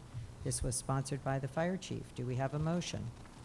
Madam Moderator, I move that the Please. town take affirmative action on Article 9 as printed in the warrant. Thank you. We have a motion. Do we have a second?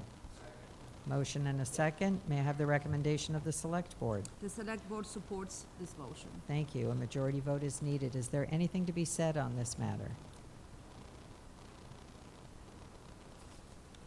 I have a comment. Can I ask a question?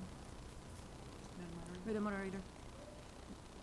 Just to clarify this, there's the pure benefit is to the If you- firefighter, right? if you- There's there's no cost If to you'd the like town. to speak to the point, you can Go go down? down and Oh. ask a question. No, I'm just kind of summarizing this. I just want to make sure that No, people we're understand that. not going to summarize. So it's as presented, Article 9, we have a motion and a second, and a recommendation from the Select Board. Yes, Chief? Hi, Madam Moderator, if I can.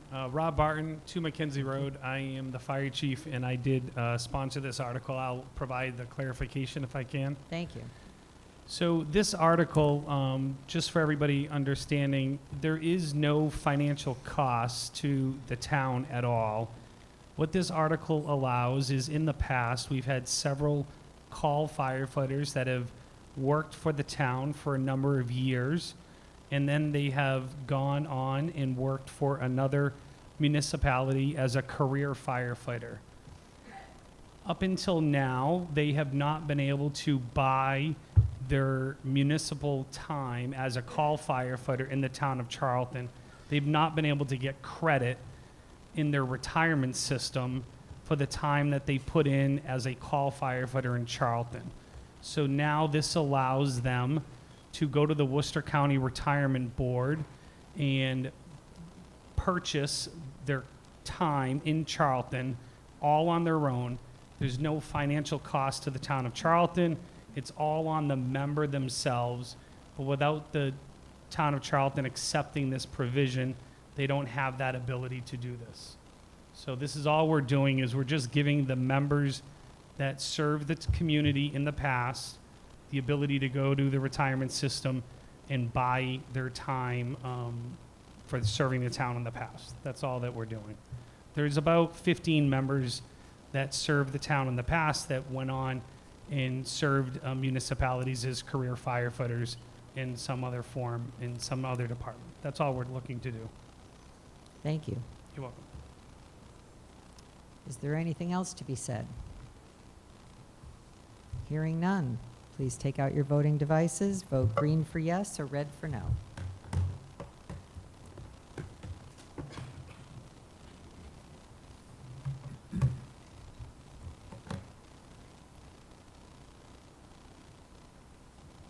Ten seconds remaining.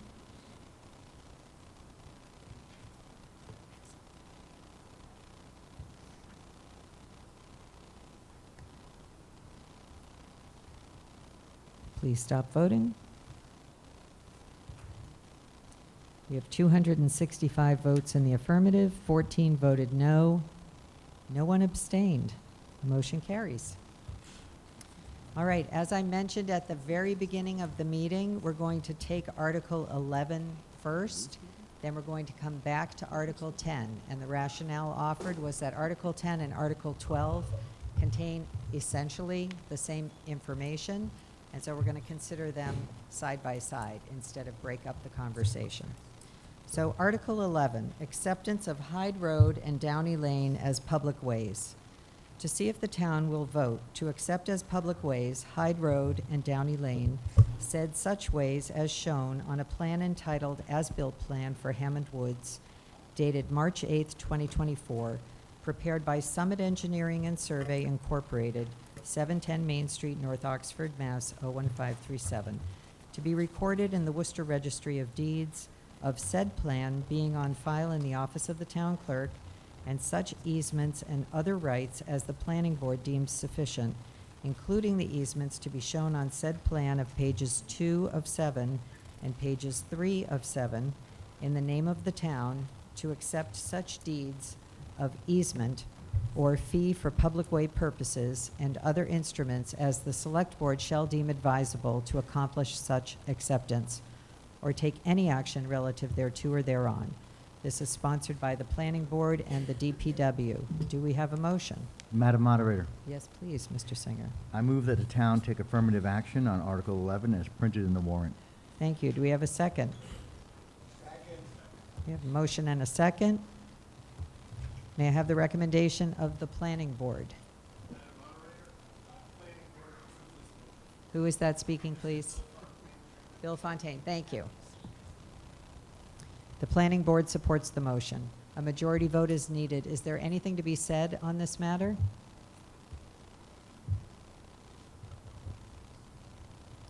Hearing none, please take out your voting devices. Green for yes, red for no. Please vote now.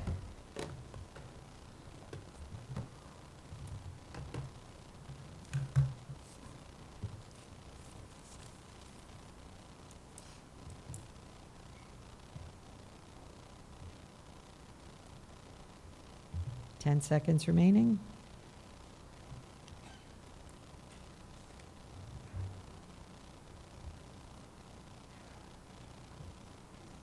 Please stop voting. We have 242 votes in the affirmative, 21 voted no, 11 abstained. The motion carries. Okay, we're going to go back to Article 10.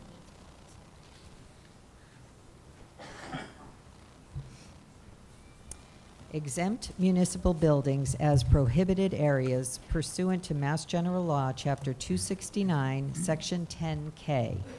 To see if the town will vote pursuant to Mass General Law, Chapter 4, Section 4, to exempt town administrative buildings or offices from being classified as a prohibited area for the possession of firearms as outlined in General Law, Chapter 269, Section 10K-2I, or take any action relative thereto or thereon.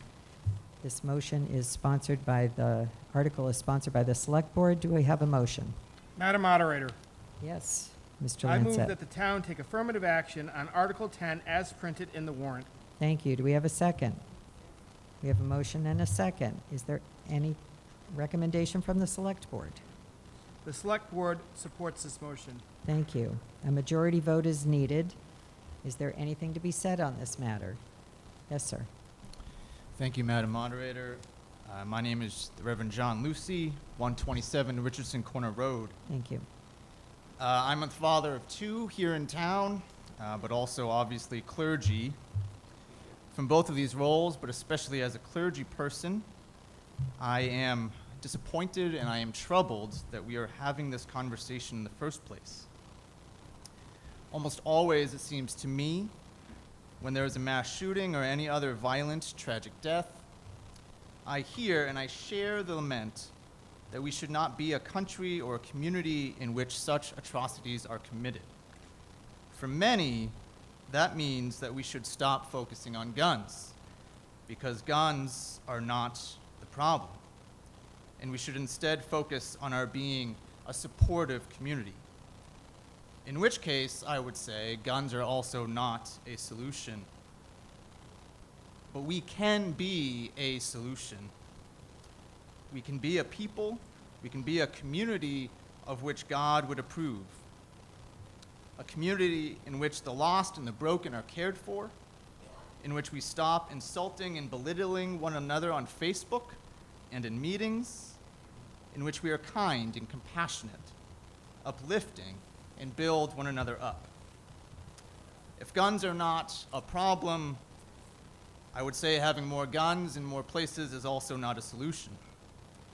And so I invite and encourage us to be the solution by turning down this resolution as well as the next, and focus instead on loving and upbuilding one another. Thank you for your comments.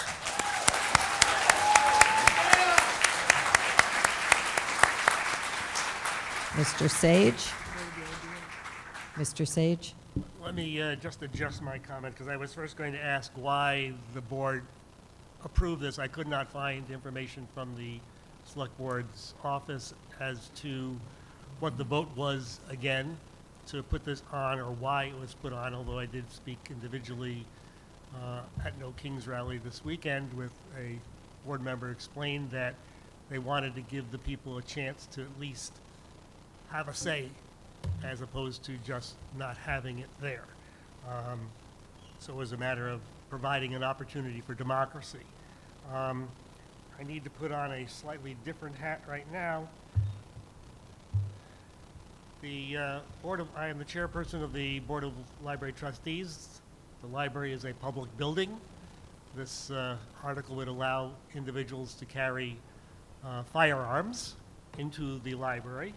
And just so you're aware, firearms, as defined in these statutes, is a stun gun, a pistol, a revolver, a rifle, a shotgun, a sawed-off shotgun, large capacity firearm, assault style firearm, a machine gun, and loaded, unloaded, which is designed to or may readily be converted to expel a shot or bullet.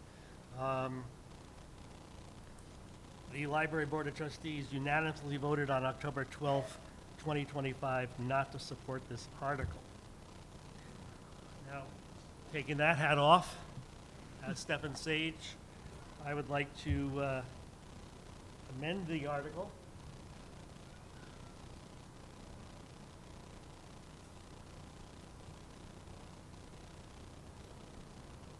If Article 10 passes at town meeting on October 20th, 25, it must then be placed on a town ballot as a ballot referendum at the next annual town election.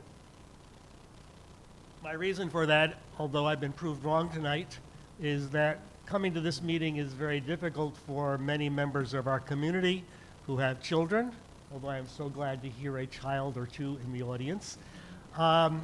Because thank you for your efforts and your child's effort to sustain their ability to be here.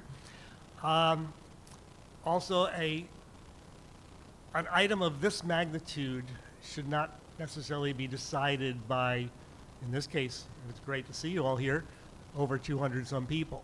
It should be presented to the mass of voters, which is, I'm sure, well over 5,000 or 6,000 people in this town, to make this decision as opposed to just a few of us. So, Mr. Sage, your time is up, please. So my amendment would read, which I've read already. So here's. Thank you. Thank you.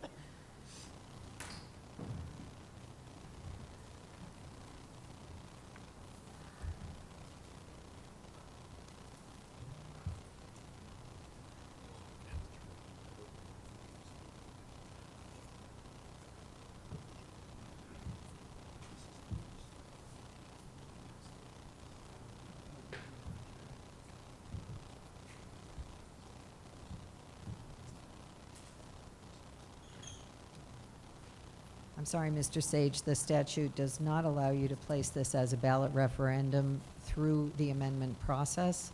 And in fact, despite the fact that we only have 200 and some odd, and not so odd, voters in the room, this is in fact the legislative body for the town, and it does make decisions relative to these types of issues. So I'm afraid I can't include the amendment as written. We will be voting on this tonight. Okay, then I would like to make an amendment that excludes the Charlton Public Library. We have hundreds of children a month in the library. Do you have your amendment in writing, please? I do. It just simply says Article 10 excludes the Charlton Public Library. Okay, and do you have another further amendment, or?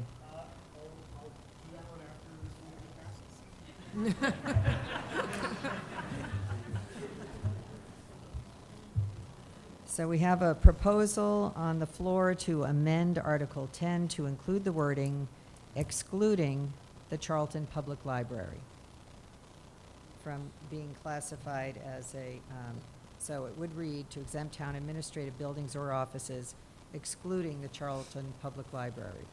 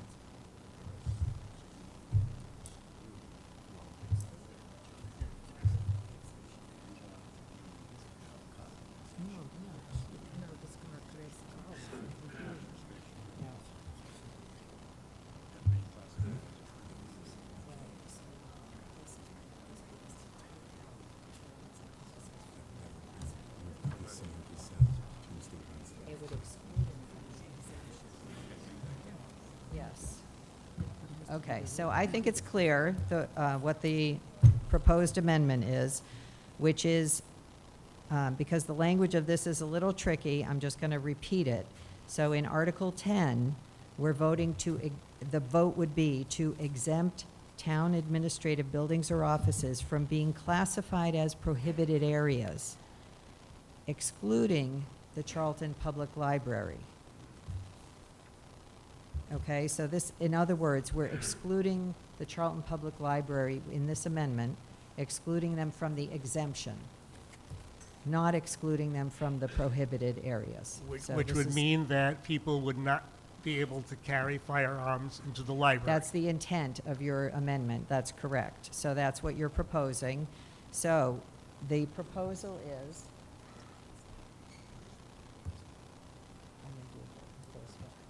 okay.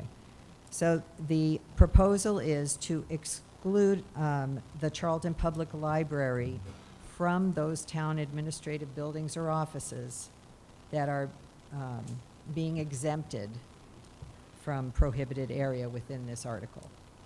So it would add the words excluding the Charlton Public Library, following the word offices and before the word from. All right, that's a motion to amend. Do we have a second? We have a motion to amend and a second.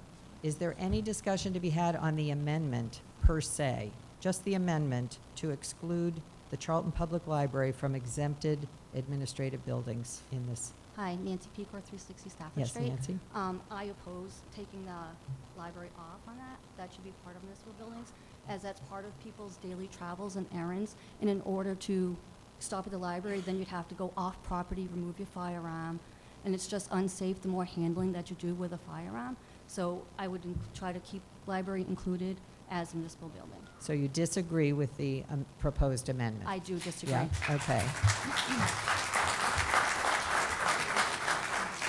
Is there anything further to be said on the proposed amendment? Yes. Alicia O'Brien, 311 Stafford Street, and I also oppose it. I think that the library would contain the most vulnerable population, particularly children. Therefore, it should not be included. So you support the amendment to not exempt the library as a prohibited space. In other words, the current law declares town administrative buildings and offices as prohibited areas for the possession of firearms. This Article 10 would exempt town administrative buildings or offices from being classified as prohibited. In other words, Right. you would be allowed to carry. So you're saying you support the notion of not allowing guns in the library? We should be able to carry in the libraries. You should be able to carry in the library. Okay, thank you. So you disagree with the amendment. Thank you. Is there anything else to be said on the point of this amendment? Amendment? On the amendment only? Relative to the library? For clarity, for the good of the group, I think we need some clarity on exactly what this is asking, because prohibited areas and exemption, they're contradicting each other. Madam, could you just clarify for the good of the group Yep. where we want to allow our citizens to carry? And does it include schools? Are schools considered municipal areas? Schools have their own We need statute clarity for and the good of the and group. protections. It does not apply to schools. So are we voting on the ability to be able to carry in the town hall, the library, and where else? Offices. Offices. So any other town administrative buildings or offices. And schools are not considered at this time? That's correct. Thank you. Those are not included. Yep. Any other points relative to the proposed amendment, which we need to take care of before we get back to the question? Yes, I Sir. just have a question, and maybe town council could answer. I'm sorry. Frank Lombardi, 20 Print Hill Road. The statute says that the prohibited areas would be the buildings, parking areas, and grounds. Does the amendment actually cover the parking area and the grounds surrounding the library as well as the library? Are they asking just the library structure as part of the amendment? That's my question. Yeah, I'll sit down now. Thank you. And in this town, that makes a difference because the library is adjacent to parking for other activities as well. Yep. sir. Madam Chair, through you, the amendment as written does not include building, grounds or parking areas thereof. I mean, that language would have to be included. Right now, you're talking about the library building, as I read it, the library building. The Charlton Public Library. That's the proposed amendment. Yep. Sir, do you have a comment on the amendment? On the amendment, I would like to ask it to be Could you state your altered to name? include. Could you state your name and your address, I'm sorry. please? Mike Sullivan, 58 Freeman Road. Thank you. I would like to ask the amender to include town meeting. So, And I would, that's number one. And number two, I would like to ask if anyone currently is carrying in town meeting today. okay, Thank so you. we have, for the record, we're in a school, so hopefully you left your weapons at home. And this is a singular proposal to amend Article 10 by adding the words excluding the Charlton Public Library. A clarification on that statement, though. Because the town is having its official town meeting in here, this becomes a town office space, even though we're doing it in the school, because we are having business that involves the town. It's not a school event, it's a town event. So I could carry, I could squirt you all with my squirt gun in the future if this passes. Because you're going to allow me to carry in this space and in town hall. So we need to. And the library. I'm going to pull and the this art back, center. Mr. Sage. We have to focus. There is an amendment, a motion and a second on the table that we're discussing to specifically add the words excluding the Charlton Public Library. We need to dispose of that first. Right. And And I chose the library as an exemption. I would really like to exempt the entire thing. okay. Is there anything further to be said on the amendment excluding the Charlton Public Library? Sir? Bruce Menon, 5 Pine Lane, and my question is, would this also cover the senior center? And I would also remind everybody that, that the library is right across the street from the school. Okay, so this Article 10, which you're referring back to the main motion, does in fact cover the senior center as currently located because it's in a town administrative building or office. But we're debating right now the proposed amendment to add the words excluding the Charlton Public Library. If there's nothing further to be said on that, I'm going to call for a vote on that proposed amendment.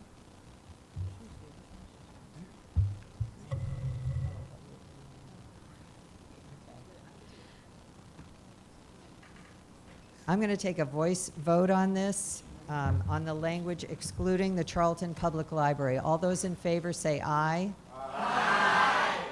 All those against say no. No. All right, it's a shouting match. I'm going to have to wait while Karen plugs in the numbers so I make sure we get it right. Thank you. I have a question.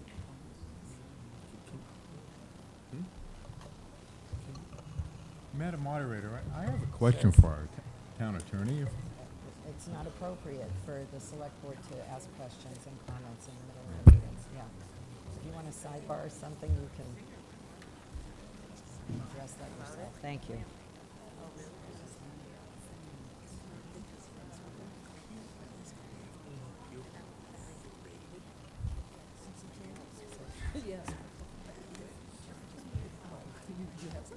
You do?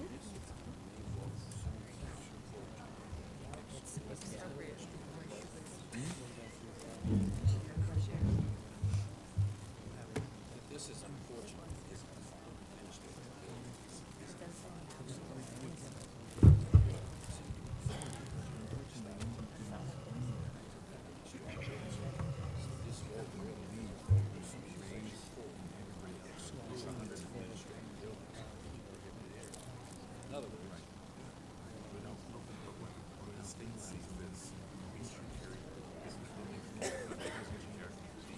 That's why I wanted to bring it. Thank you. Yep.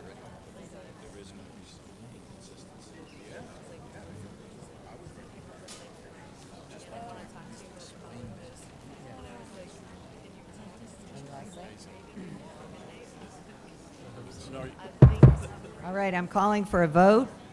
The amendment is posted, and this is an amendment to Article 10 to include the words and add the words excluding the Charlton Public Library. So in other words, the Charlton Public Library would remain a place where you cannot carry. All those in favor, vote yes. Those opposed, vote no. Thank you.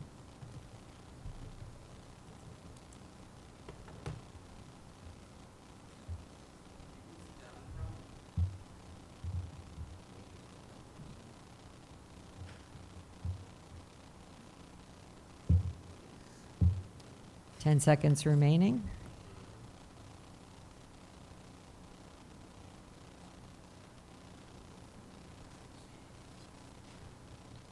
Please stop the voting.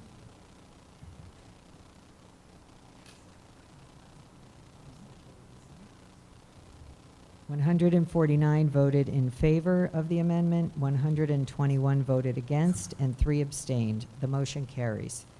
So Article 10, the main motion, is still on the table, and it will now read, to see if the town will vote pursuant to Mass General Law, Chapter 4, Section 4, to exempt town administrative buildings or offices, excluding the Charlton Public Library, from being classified as a prohibited area for the possession of firearms as outlined in Mass General Law 269, or take any action relative thereto or thereon. Is there anything to be said on the main motion now as amended? Yes. Alicia O'Brien, 311 Stafford Street. Thank you, Ms. O'Brien.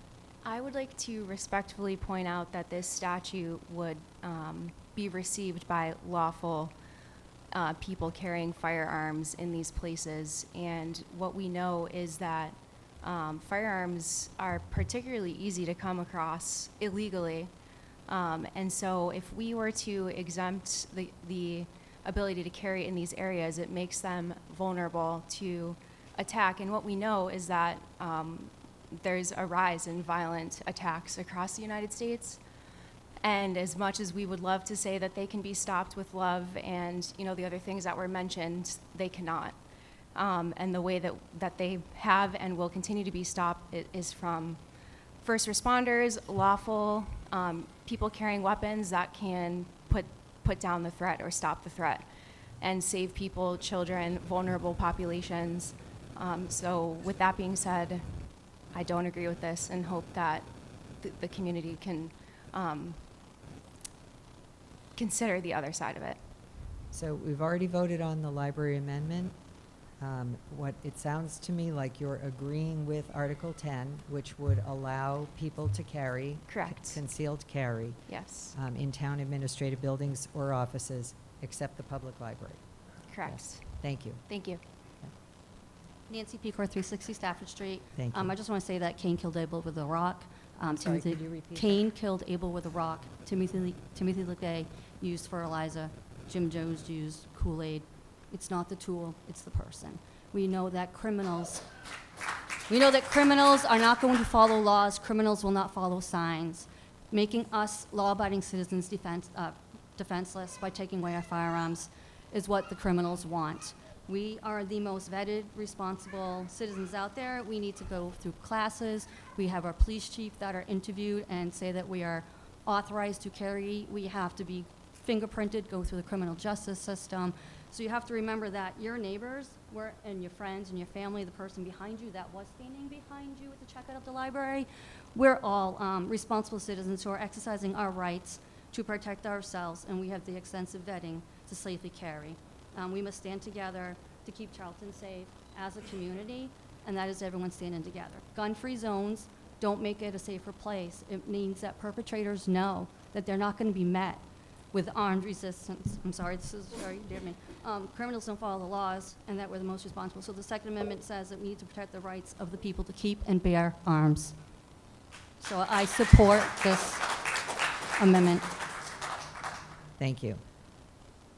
To this side, this microphone. Mr. Sage, is something pertinent to the? Yes, I'd like to add another amendment. Okay. My amendment reads, if passed, the town will transfer from free cash the sum of $200,000 for the purpose of purchasing metal detectors, installation costs, and personnel to manage detector locations in all town public facilities affected by this article.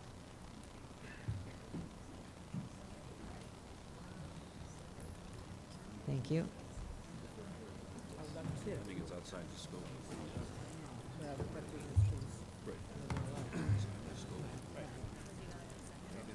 I'm All right, submitting that because I feel that if I'm going to be entering any of those buildings, I want to know if somebody is carrying. Right now, you're right. We have no idea if anybody's in here carrying. We have no idea if anybody's been in the library carrying. And so an added safety measure for the people of the town who enter these buildings for services, this would at least let us know that somebody is carrying. Thank you for your proposed amendment. I am not going to allow it because it is outside the four corners of the article as presented. I appreciate the sentiment, but I cannot allow the amendment. Ma'am, please. Just pull it toward you. There you go. So I do have a question, given one of the previous speakers. Are the police held by this as well? Does this mean that the police officers are not allowed to carry into the buildings? No, police are exempt. They're allowed to carry everywhere. So we would still have the protection of the police? That's correct, Okay. yep. All right. So my comment is, my name is Beth Posner Waldron, 147 Center Depot Road. I've been a resident of Charlton since 1986. I raised 2 children in the school system back when we didn't have to worry about active shooting incidents. I appreciate what the town has done recently to make us safe on the roads in town. My husband and I currently live half a mile from the Stafford Street Center Depot Road intersection, where the 4-way stop was recently installed, and so far it seems to have reduced accidents, many of them fatal in the past, at that location. I also regularly drive on Route 20 between here and Auburn and feeling much safer on that section of road. When I first moved here, the town had just been written up as having the deadliest stretch of highway, and we had white crosses all along the road representing where people had been killed. I want to feel equally safe when I go to the town hall and other town offices. I don't want to have to worry about someone carrying a life-threatening, dangerous weapon who may be agitated when having a bad day or lose their patience and get frustrated when disputing a property tax bill or handling some other administrative issue and have them whip out their gun and threaten or shoot me or someone else. I appreciate a gun owner's right to own a gun. I appreciate people wanting to hunt as a form of recreation and find wild game to feed their family. I don't want to limit their ability to protect themselves in their own home from an invader. While I may choose not to own a gun, I'm not standing here to interfere with gun ownership rights. I'm asking you to vote no on these warrants so I don't have to worry every time I go into a municipal building about what someone next to me has on them. Out of respect for our town staff, I don't want them at risk when they come to work to do their jobs on our behalf. And I don't want our selectmen having someone come into their meeting carrying a weapon either. Let's keep Charlton safe in every way we can. Thank you for your comments. Ma'am, would you like to speak? Victoria Konopacki, 15 Denfield Road. Thank you. Wilma? Is this better? Yes, thank you. Sorry. Victoria Konopacki, 15 Denfield Road. I read through this, and there's one thing that does really concern me. I understand you stated earlier that schools are not considered part of this. However, it states a location in use at the time of possession for the storage or tabulation of ballots during the hours in which voting or tabulation is occurring, or a polling place or early voting site while open for voting, or within 150 feet of the building entrance door to such a polling place or early voting site. That would suggest that when we are voting at the Heritage School, that someone could come in with a gun. No, it actually suggests the opposite, I believe, that during voting and during early voting in the town clerk's office, et cetera, that would not be allowed. Currently, you're not allowed to have a weapon with you, and that, again, is a separate statute. Is that correct?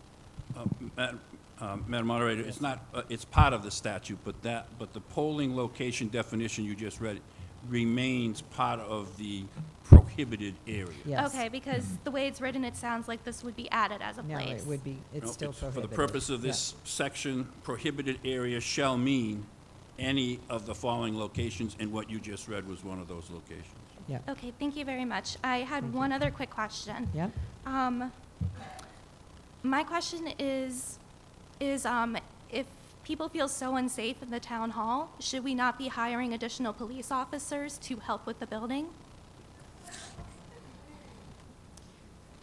I thank you for the question. I don't think that this article speaks to people feeling unsafe inside the town hall. It speaks specifically to the ability to possess firearms in those places. So I don't want to extend that to suggest I fear. understand. Thank I you. just wanted to point out, it seems a lot of people are speaking on the point of wanting to feel safe in these buildings. Yeah.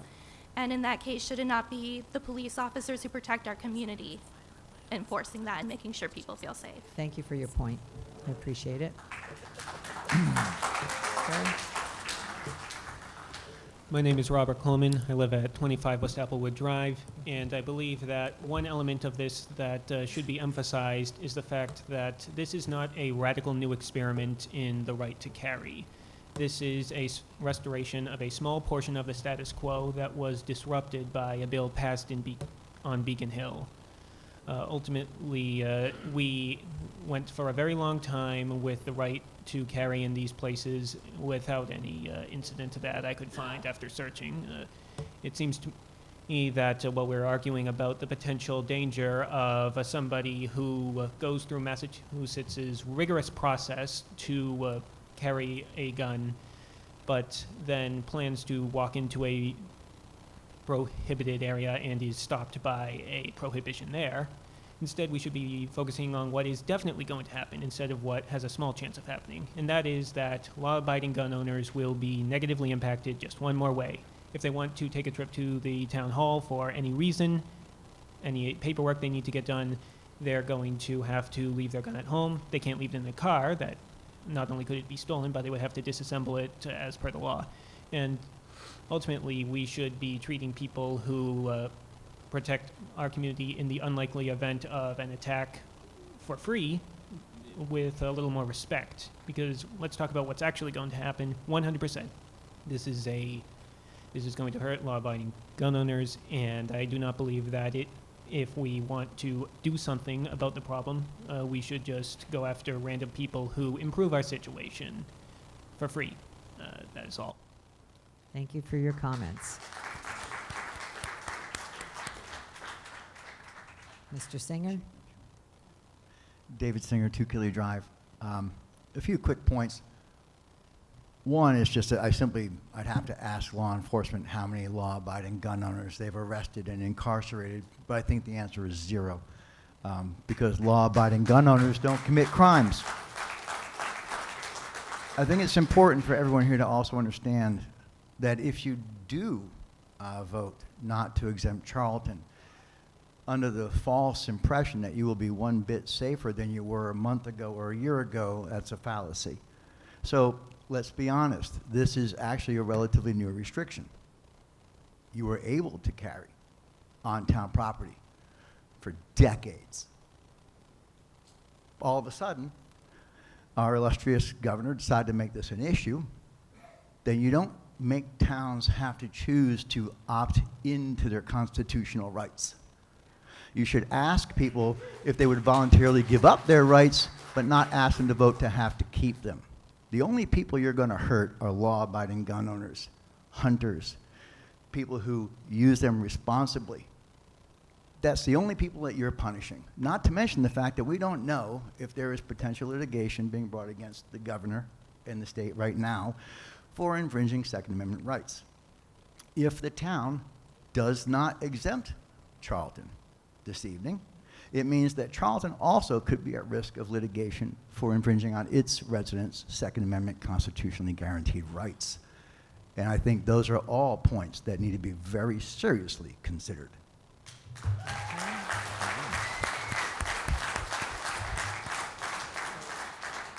Thank you for sharing your perspective.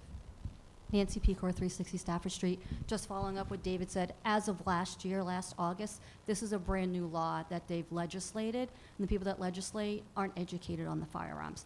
So pursuant prior to last year of August, for hundreds of years, we've been able to carry safely in town hall, municipal buildings, and there haven't been any incidents. And this is part of Chapter 135. In the November election next year, this will be on the ballot to repeal Chapter 135. So it is coming down the line, Mr. Sage. Thank you for your comments. So, any new information relative to Article 10? Yes, Paula Nickerson, 19 North Main Street. I just want a clarification. It's all well and good that we can all carry into the town hall, but is it still, from my understanding, that the employees are not able to, even if this passes? Andrew, would you like to take that question, please? I'll ask our town administrator. Madam Moderator, the personnel bylaws or personnel policies currently do not allow for municipal employees that are not public safety officers to carry.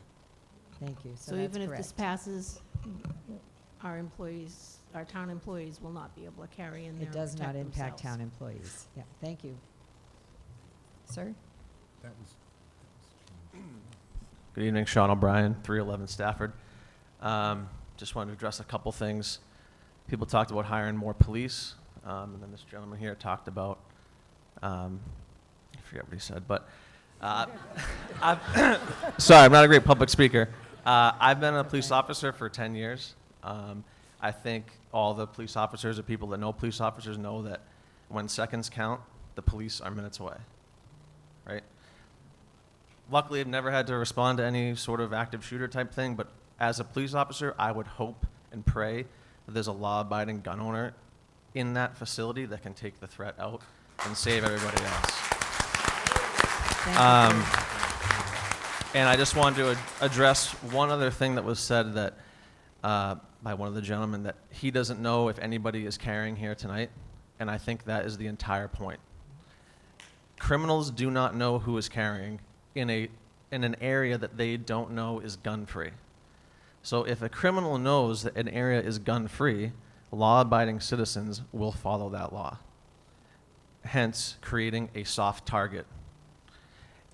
Like the person said, I hope people are carrying here tonight because it's part of their Second Amendment right. And if someone came in here and God forbid did something, we would all thank that person for taking out the threat. Thank you. Thank you. Thank you for sharing your perspective. Sir? Mike Kevorkian, 91 Freeman Road. These new enhanced laws aren't just for gun carrying. People under the age of 18 cannot carry a simple pepper spray device to protect themselves without getting an FID card. This means your sons, daughters, wives, girlfriends, grandmothers, anybody else can't protect themselves in the simplest kind of non-lethal protection that they 100% deserve. These devices have nothing to do with a firearm. The enhanced red flag laws section that allows the state to remove all guns if a person is deemed a threat. Now, I don't know about you, but what determines a threat to you might be different from somebody else. So who determines this? It's kind of like hate speech. What exactly is that? Speech that you hate?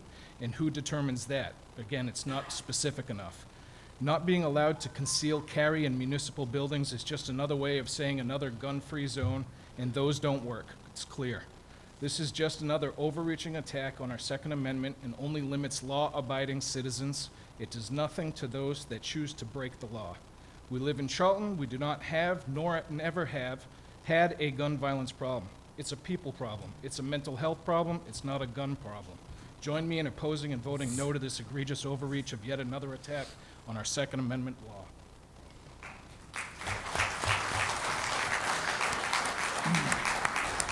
So I just want to clarify, because I know the language, the way this is written is a little tricky.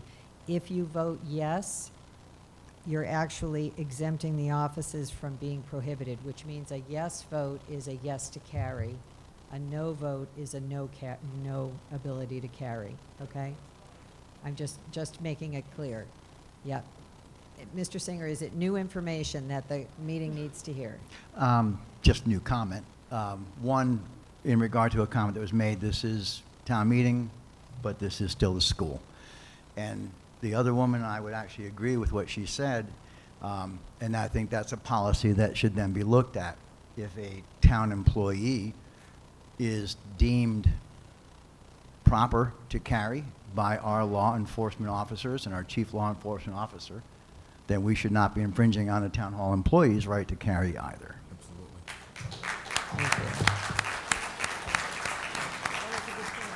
Ms. Ridlack? Patsy Ridlack, 58 Daniels Road. So Massachusetts already has some of the strictest gun laws in the entire country: background checks, licensing, storage rules, safety training. And responsible gun owners in our town follow every one of them. Criminals don't. That's the problem. Adding more restrictions won't make them obey the law. It will only make it harder for good law-abiding citizens to protect themselves, their families, and their neighbors. In a small town like ours, well, large land area, police can't always be everywhere the second something happens. Law-abiding residents are often the first line of defense in an emergency. Across the country, armed citizens have stopped active shooters and protected their communities.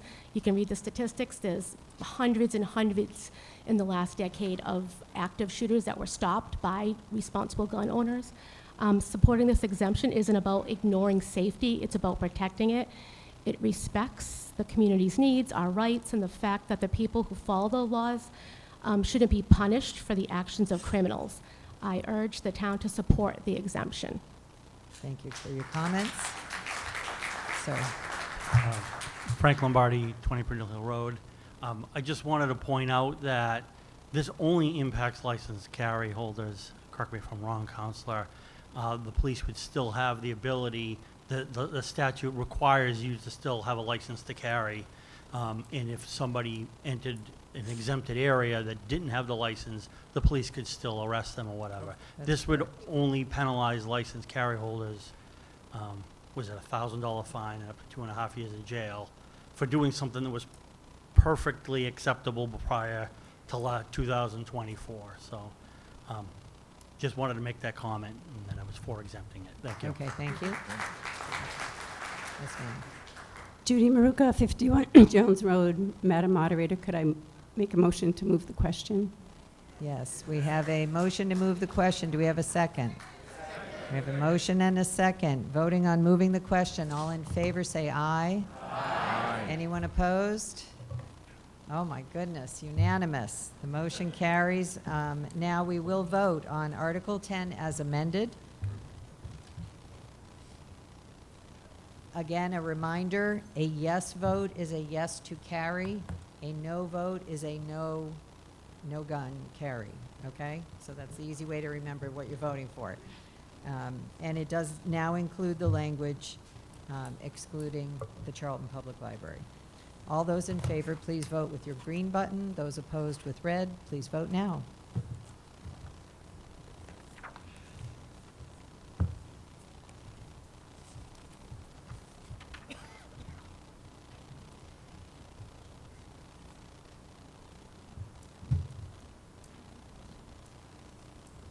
Ten seconds remaining.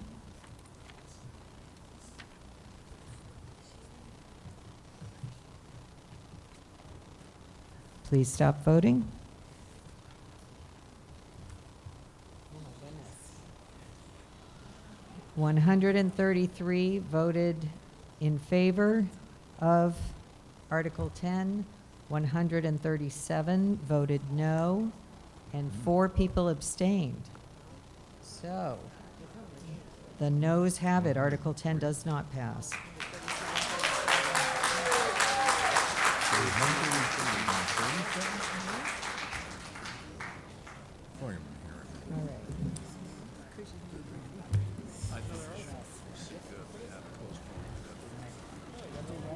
Madam Moderator? Mr. Kamasi, I'm going to read Article 12. Okay. Okay? Article 12. So just a reminder for people who voted and are leaving, I'm going to be asking for a motion to postpone indefinitely because this is the same language as the last vote, and we now have voters exiting the building. Article 12 is to exempt municipal buildings as prohibited areas pursuant to Section 124 of Chapter 135 of the Acts of 2024.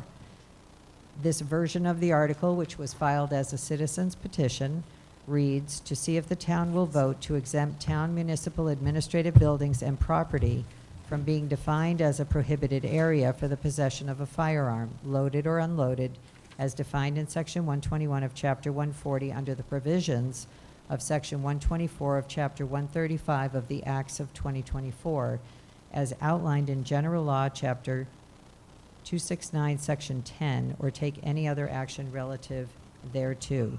So I would ask for a motion to postpone indefinitely. Do we have a second? We have a motion and a second. Is there anything further to be said on the motion to postpone indefinitely? Okay. Please take out your voting devices. No, I want to just do this because there's too much. Yeah. Give us just 1 second while we load it up in the computer.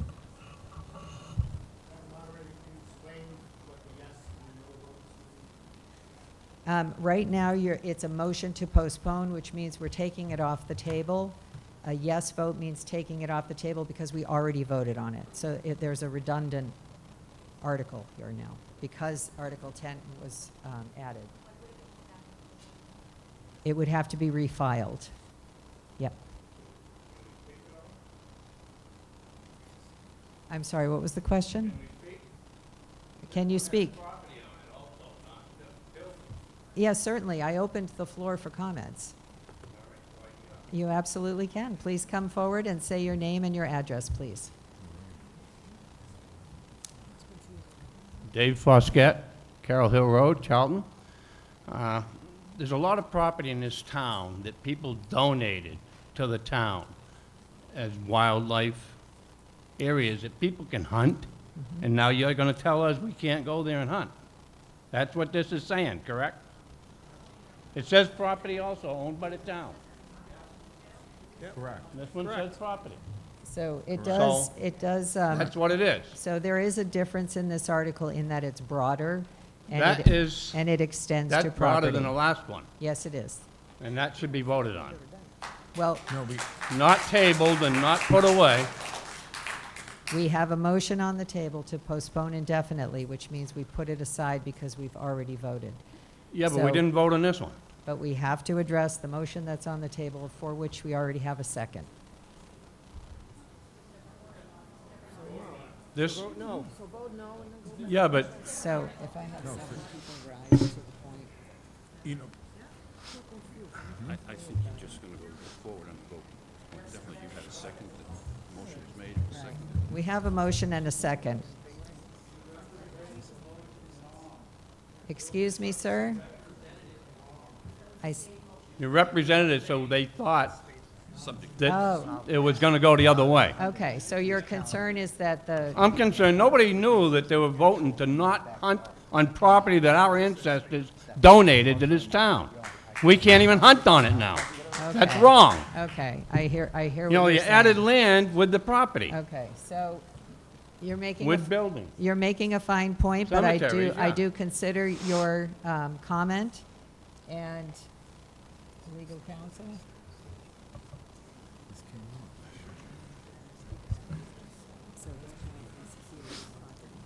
Yeah, but this is what controls. And this was just voted. Prohibited areas, the vote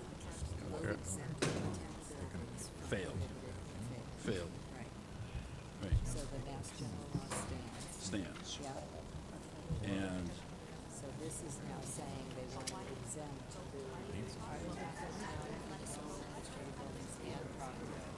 Please hold on just one moment while I consult with town council. but the statute just excludes administrative buildings. That's what was wrong with the language here. We voted against. No, I'm looking though at this language. So this one will vote to exempt from being defined as prohibited. Mhm. So it's the same language. Except it says administrative buildings and property. Correct, so now they're saying that. But the statute doesn't allow to exclude. See, the statute says to exclude, it's administrative building.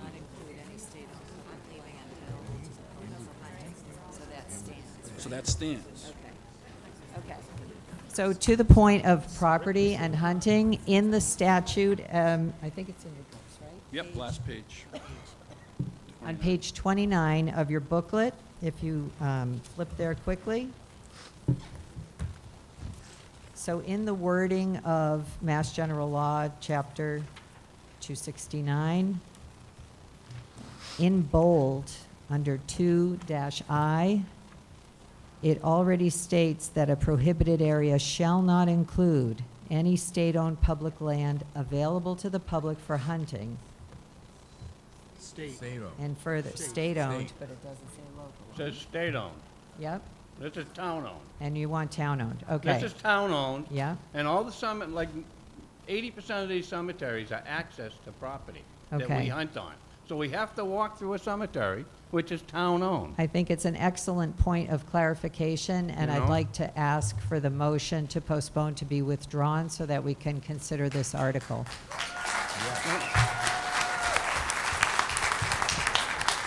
Appreciate that. I think you got the assent. I got it, okay, all right, great. All right, so back to work we go here. Article, let's go back in. Article 12.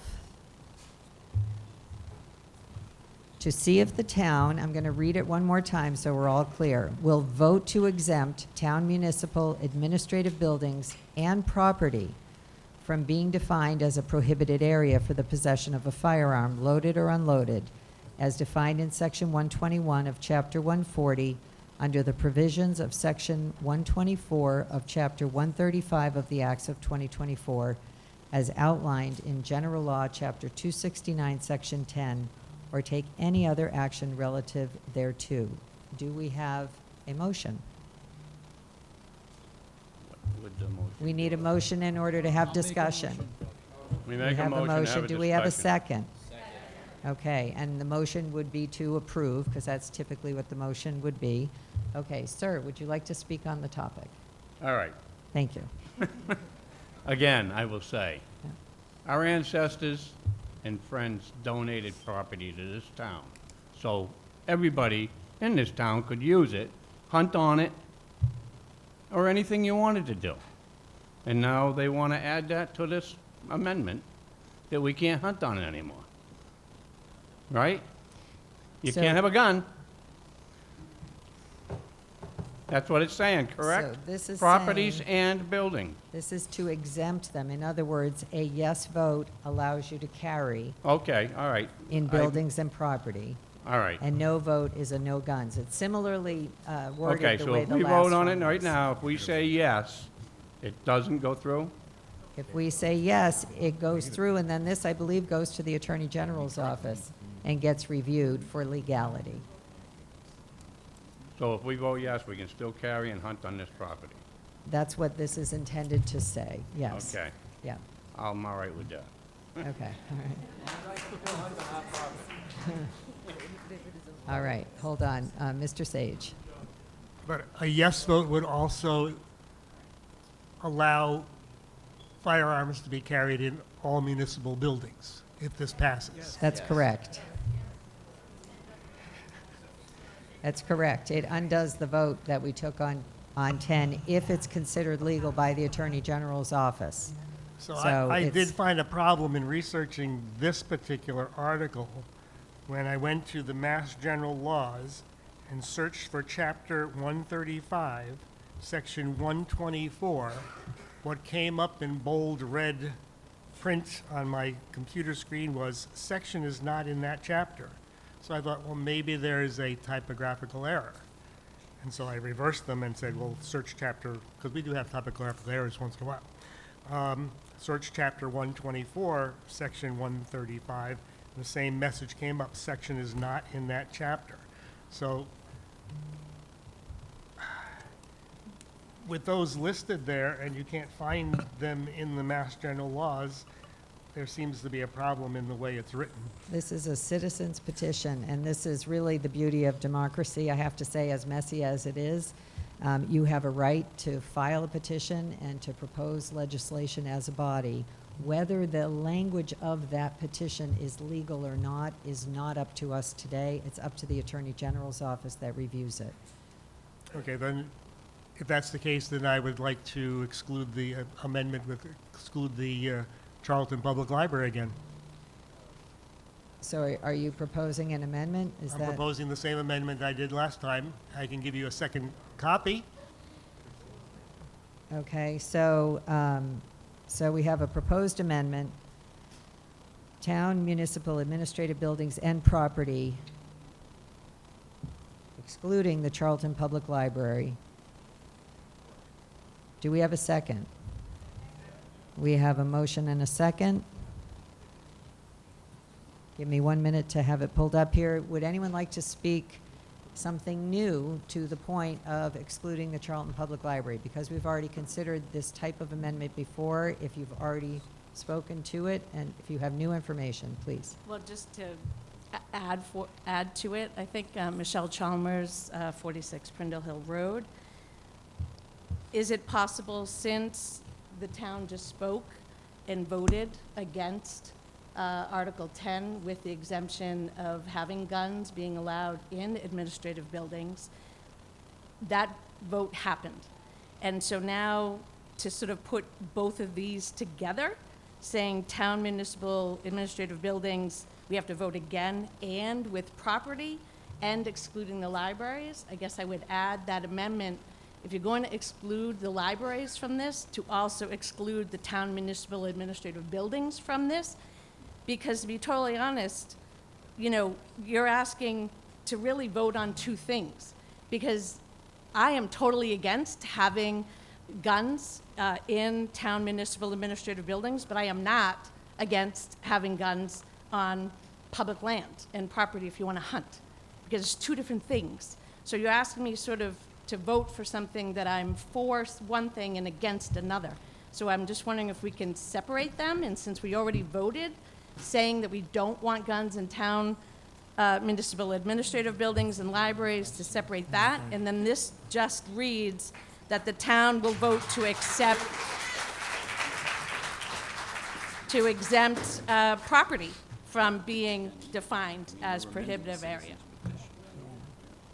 The fact that this is a citizen's petition is a very particular thing. So if this were language proposed by the select board, with all due respect, we would have potentially been able to divide the question. With citizens petition, we cannot. This is stated as the citizens have proposed. We do have a motion on the table to add the language excluding the Charlton Public Library.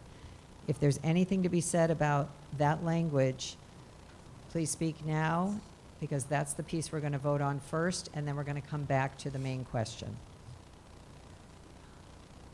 Anyone for the library piece? Sir, yeah? Could you speak into the microphone? Brian Powers, 48 Partridge Hill Road. Yeah, I would like to propose the amendment to include just the property. We already voted on the library and the municipal buildings. If we need to do an amendment that makes this question just the properties, then I would like to amend it to that.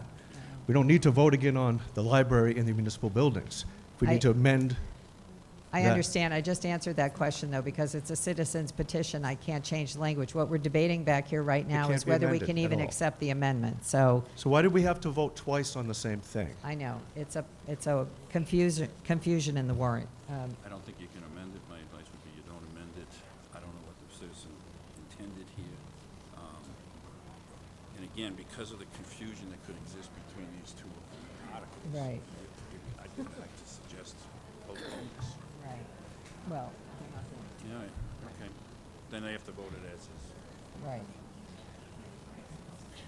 Okay, so what we are being advised by town council is, because this is a citizen's petition, which is a very particular thing, we are not able to add the amendment of excluding the Charlton Public Library, that we will need to vote on the wording as it was presented.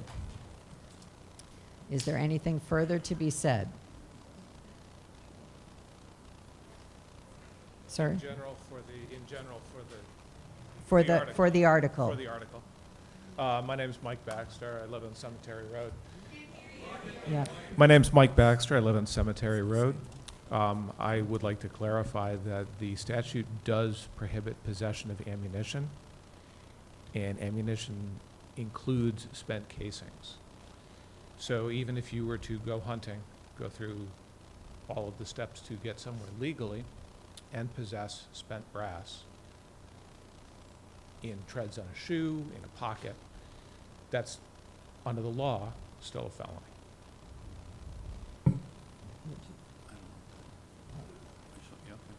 How does that pertain to the exemption of possession of a firearm, loaded or unloaded? Because the way the law is written, it excludes possession of ammunition in addition to possession of a firearm. So this particular article makes no reference to ammunition, so it has no impact on whatever the existing law is on that topic. But the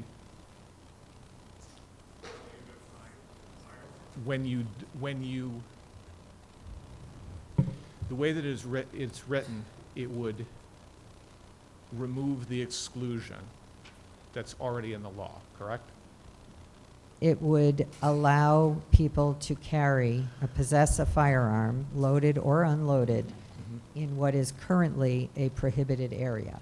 By removing the state exclusion, by exempting, opting to exempt exempting from the town statewide- municipal administrative Yes. buildings and property. Correct, Yeah, that's what it's proposing. correct. And so are you questioning the definition of a firearm? I'm questioning the definition of what is prohibited Currently, by under state law? and then questioning what exactly this is exempting. Because the So- prohibition is against possession of firearms or ammunition.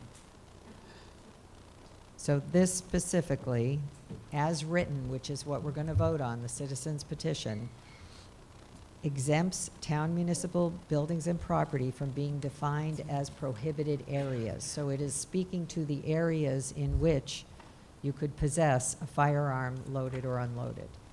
That's it. It doesn't go into anything about ammunition or spent casings or any other aspect of weaponry. It's specific to firearm. Yeah, yeah. Thank you. Sir, yeah.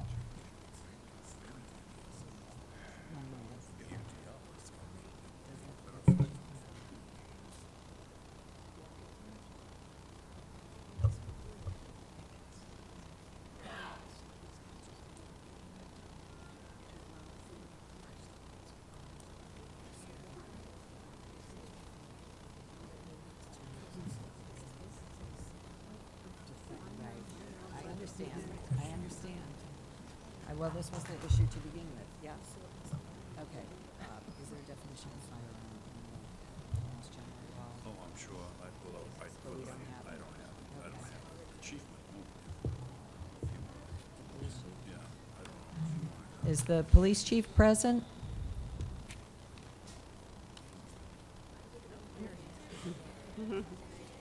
Could I please ask for your opinion on the definition of firearm? Because we don't have the legal definition pertaining to this MGL. Are you familiar with that, and do you know how that's defined? On occasion, but I couldn't specifically cite it to you off. Okay. Is it? You can look it up. When I read the gun law, it specifically It must says- have a series of definitions. It does. I'm just It talks asking. about Yeah. propel- The it MGL talks about has a quite an detail of extensive what a thing, what's firearm considered is. to be Yeah. It's exactly what you would think it is. Yeah. It does speak specifically about things that can not be possessed as a fire, or need a license to possess. Yes. Yeah. Okay. And Ammunition and such. ammunition and such. Thank you. Appreciate it. Okay. Yes, I think that Mr. Singer was before me. Mr. Singer, new information. Well, it's a different article. I will simply point out to people that there's a reason, David Singer, 2 Kelly Drive, that this is something that is being looked into at the state level, because it is unquestionably an infringement upon a guaranteed constitutional right. Given that, a little over 50% of the people that were here earlier on that vote had no issue violating a constitutional right, I wouldn't be surprised if they come after the First Amendment next. So let's call it what it is. If you can go after one constitutional right that makes you uncomfortable, then what makes us have to think that you won't come after any other constitutional right because it makes you uncomfortable? Okay, thank you. That is what this is. Mr. Madam Singer. Moderator, we're talking about an article, Mr. and they are Singer. interrupting. Mr. Madam Singer. Moderator, I am talking about the Okay, article. Please, everyone, please Madam calm Moderator, down. Please I'm calm talking down, about the everyone. article. And Mr. Singer, if you have a point to make regarding... I've just made the point. Okay, thank you. Then we've heard... I didn't say I was done. Well, I'm thanking you for your comments. Yes. Well, that's the last time I'm going to be polite and let someone go first. And your name My again, name is thank you. Please. Judy. Let's all please. Yeah. Please. So, thank you. Judy Maruka, 51 Jones Road. Thank you. Ms. I really- Maruka has the floor, please. I understand the concerns about the property piece. My husband's a hunter, and we own several guns. Since we can't amend this citizen's petition, could you please clarify, if this vote goes through to allow people to carry, what does that do to the previous vote? And a second question is, if this is already on the state ballot, why are we doing this? It's a lot of energy into something that's going to be on the state ballot anyways. But what if we have a different vote this time? What does it do to the vote for Article 10? It's a very good question, and both of these articles will have to go to the Attorney General's office to determine the legality to begin with. So whether the language was crafted correctly for the Attorney General's office to accept it or not, they will no doubt look at both votes and vote counts. So, unfortunately, it is how we have it presented. I would suggest also, and I don't want to create the will of the room because there seems to be some passion around this. But there are other opportunities in the future as well to raise this issue and to bring it to annual town meeting in the spring if that's something that people want to clarify, and we may need to clarify with the Attorney General's office. Ma'am, would you like to speak? Yeah. Maggie Campbell Obaid, 70 Bay Path Road. Thank you. I was going to say something similar. I'm glad to hear that both articles would move forward as voted on because I don't want to see the last vote erased. We had a lot of people leave after that vote who maybe thought this was decided because we said they were going to be presented side by side, so that might have been confusing for them. And I particularly know a lot of parents and other people who were maybe concerned about this, had to go home to get their kids to bed and things like that. So I just want to say, and for people who are worried about hunting and those properties, but also don't want guns in municipal buildings, you can vote this down, and then you can propose another petition to have it in the, hunting areas and hunting properties instead. It doesn't have to be an all or nothing thing. Thank you.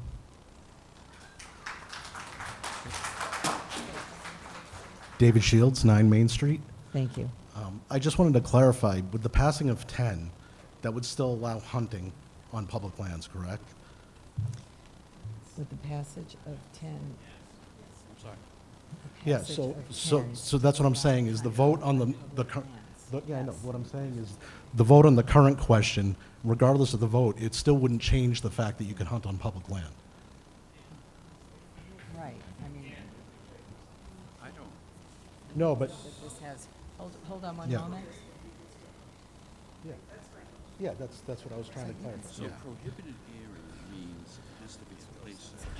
Because currently, with the passing of the first question, you can have hunting on public land. So with this one, So it doesn't speak to all owned town properties. That's what I'm saying, It yeah. does clarify that this is specific to those properties used for, Purpose of government administration.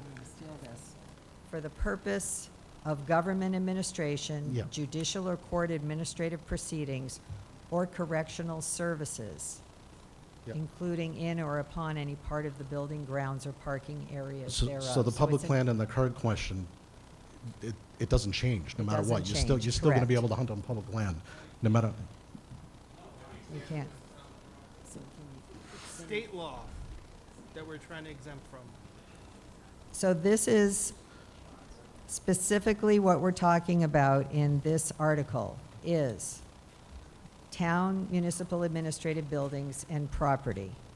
So it's the ability, and it's broadly defined, property is broadly defined here in this article. It doesn't have parameters. So all right, I still think it's a little confusing, but. it is confusing. Yeah, thank you.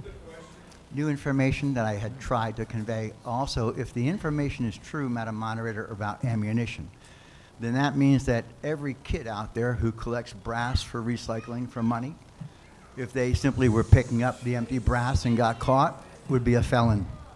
Thank you. I heard a motion to move the question. So we have a motion to move the question. Do I have a second? Second. All those in favor of moving the question, say aye. Aye. Anyone opposed, say no. No. Okay, the motion carries. We're going to vote on Article 12 as written. So a reminder that if you vote yes, you're exempting town administrative, municipal buildings and property from being defined as prohibitive. In other words, a yes vote is a yes to carry in those places, a no vote is a no to carry, okay? Straightforward. All right, everyone has your voting device?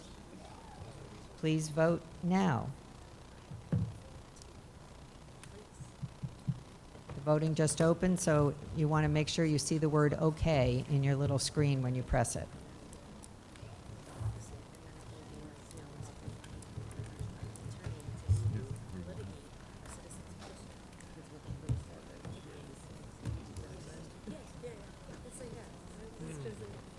Makes sense. 10 seconds remaining.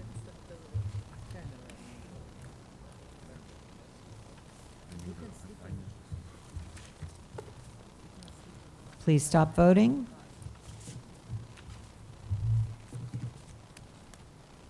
(101) voted yes. 126 voted no, and 2 members abstained. The motion fails.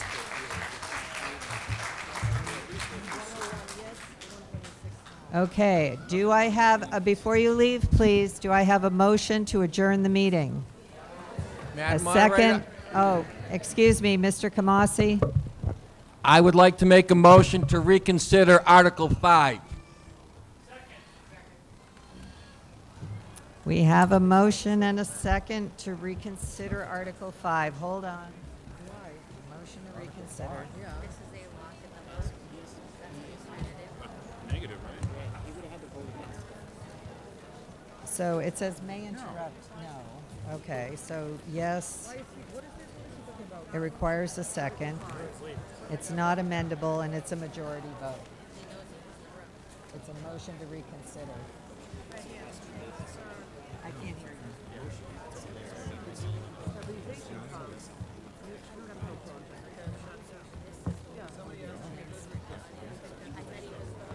I don't think so. I think someone can file a motion to reconsider.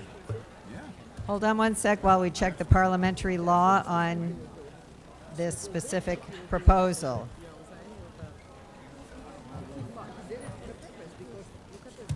In the old book, it talks about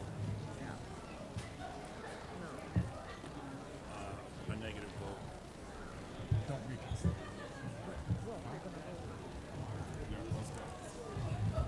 Who may move 148 to 49?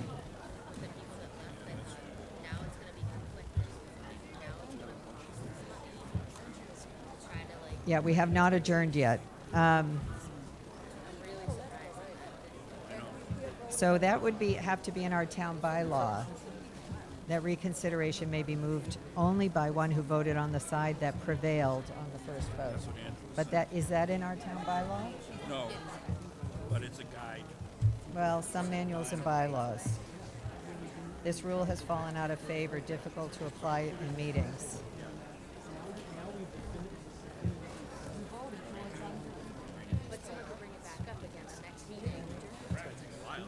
So I'm going to say, there was a motion to, if I may, there was a motion to reconsider, and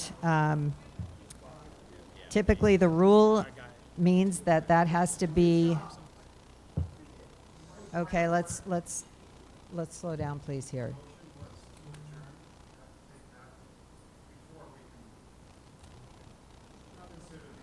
Nobody made a motion. We had a motion and a second, and in the discussion before everyone voted, we had a motion to reconsider. And what I'm clarifying is that the motion to reconsider may be moved only by one who voted on the side that prevailed on the first vote. And so I can ask how you voted, and if that applies.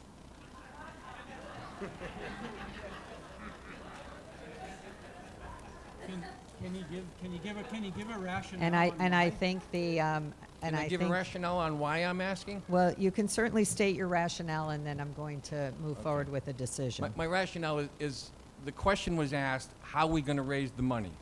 Because it says raise and appropriate. And the answer was, that's what we're going to do, raise and appropriate. But I think the impression in this room was, we are then going to increase your tax rate. And we are not. There is a thing called, what's the phrase?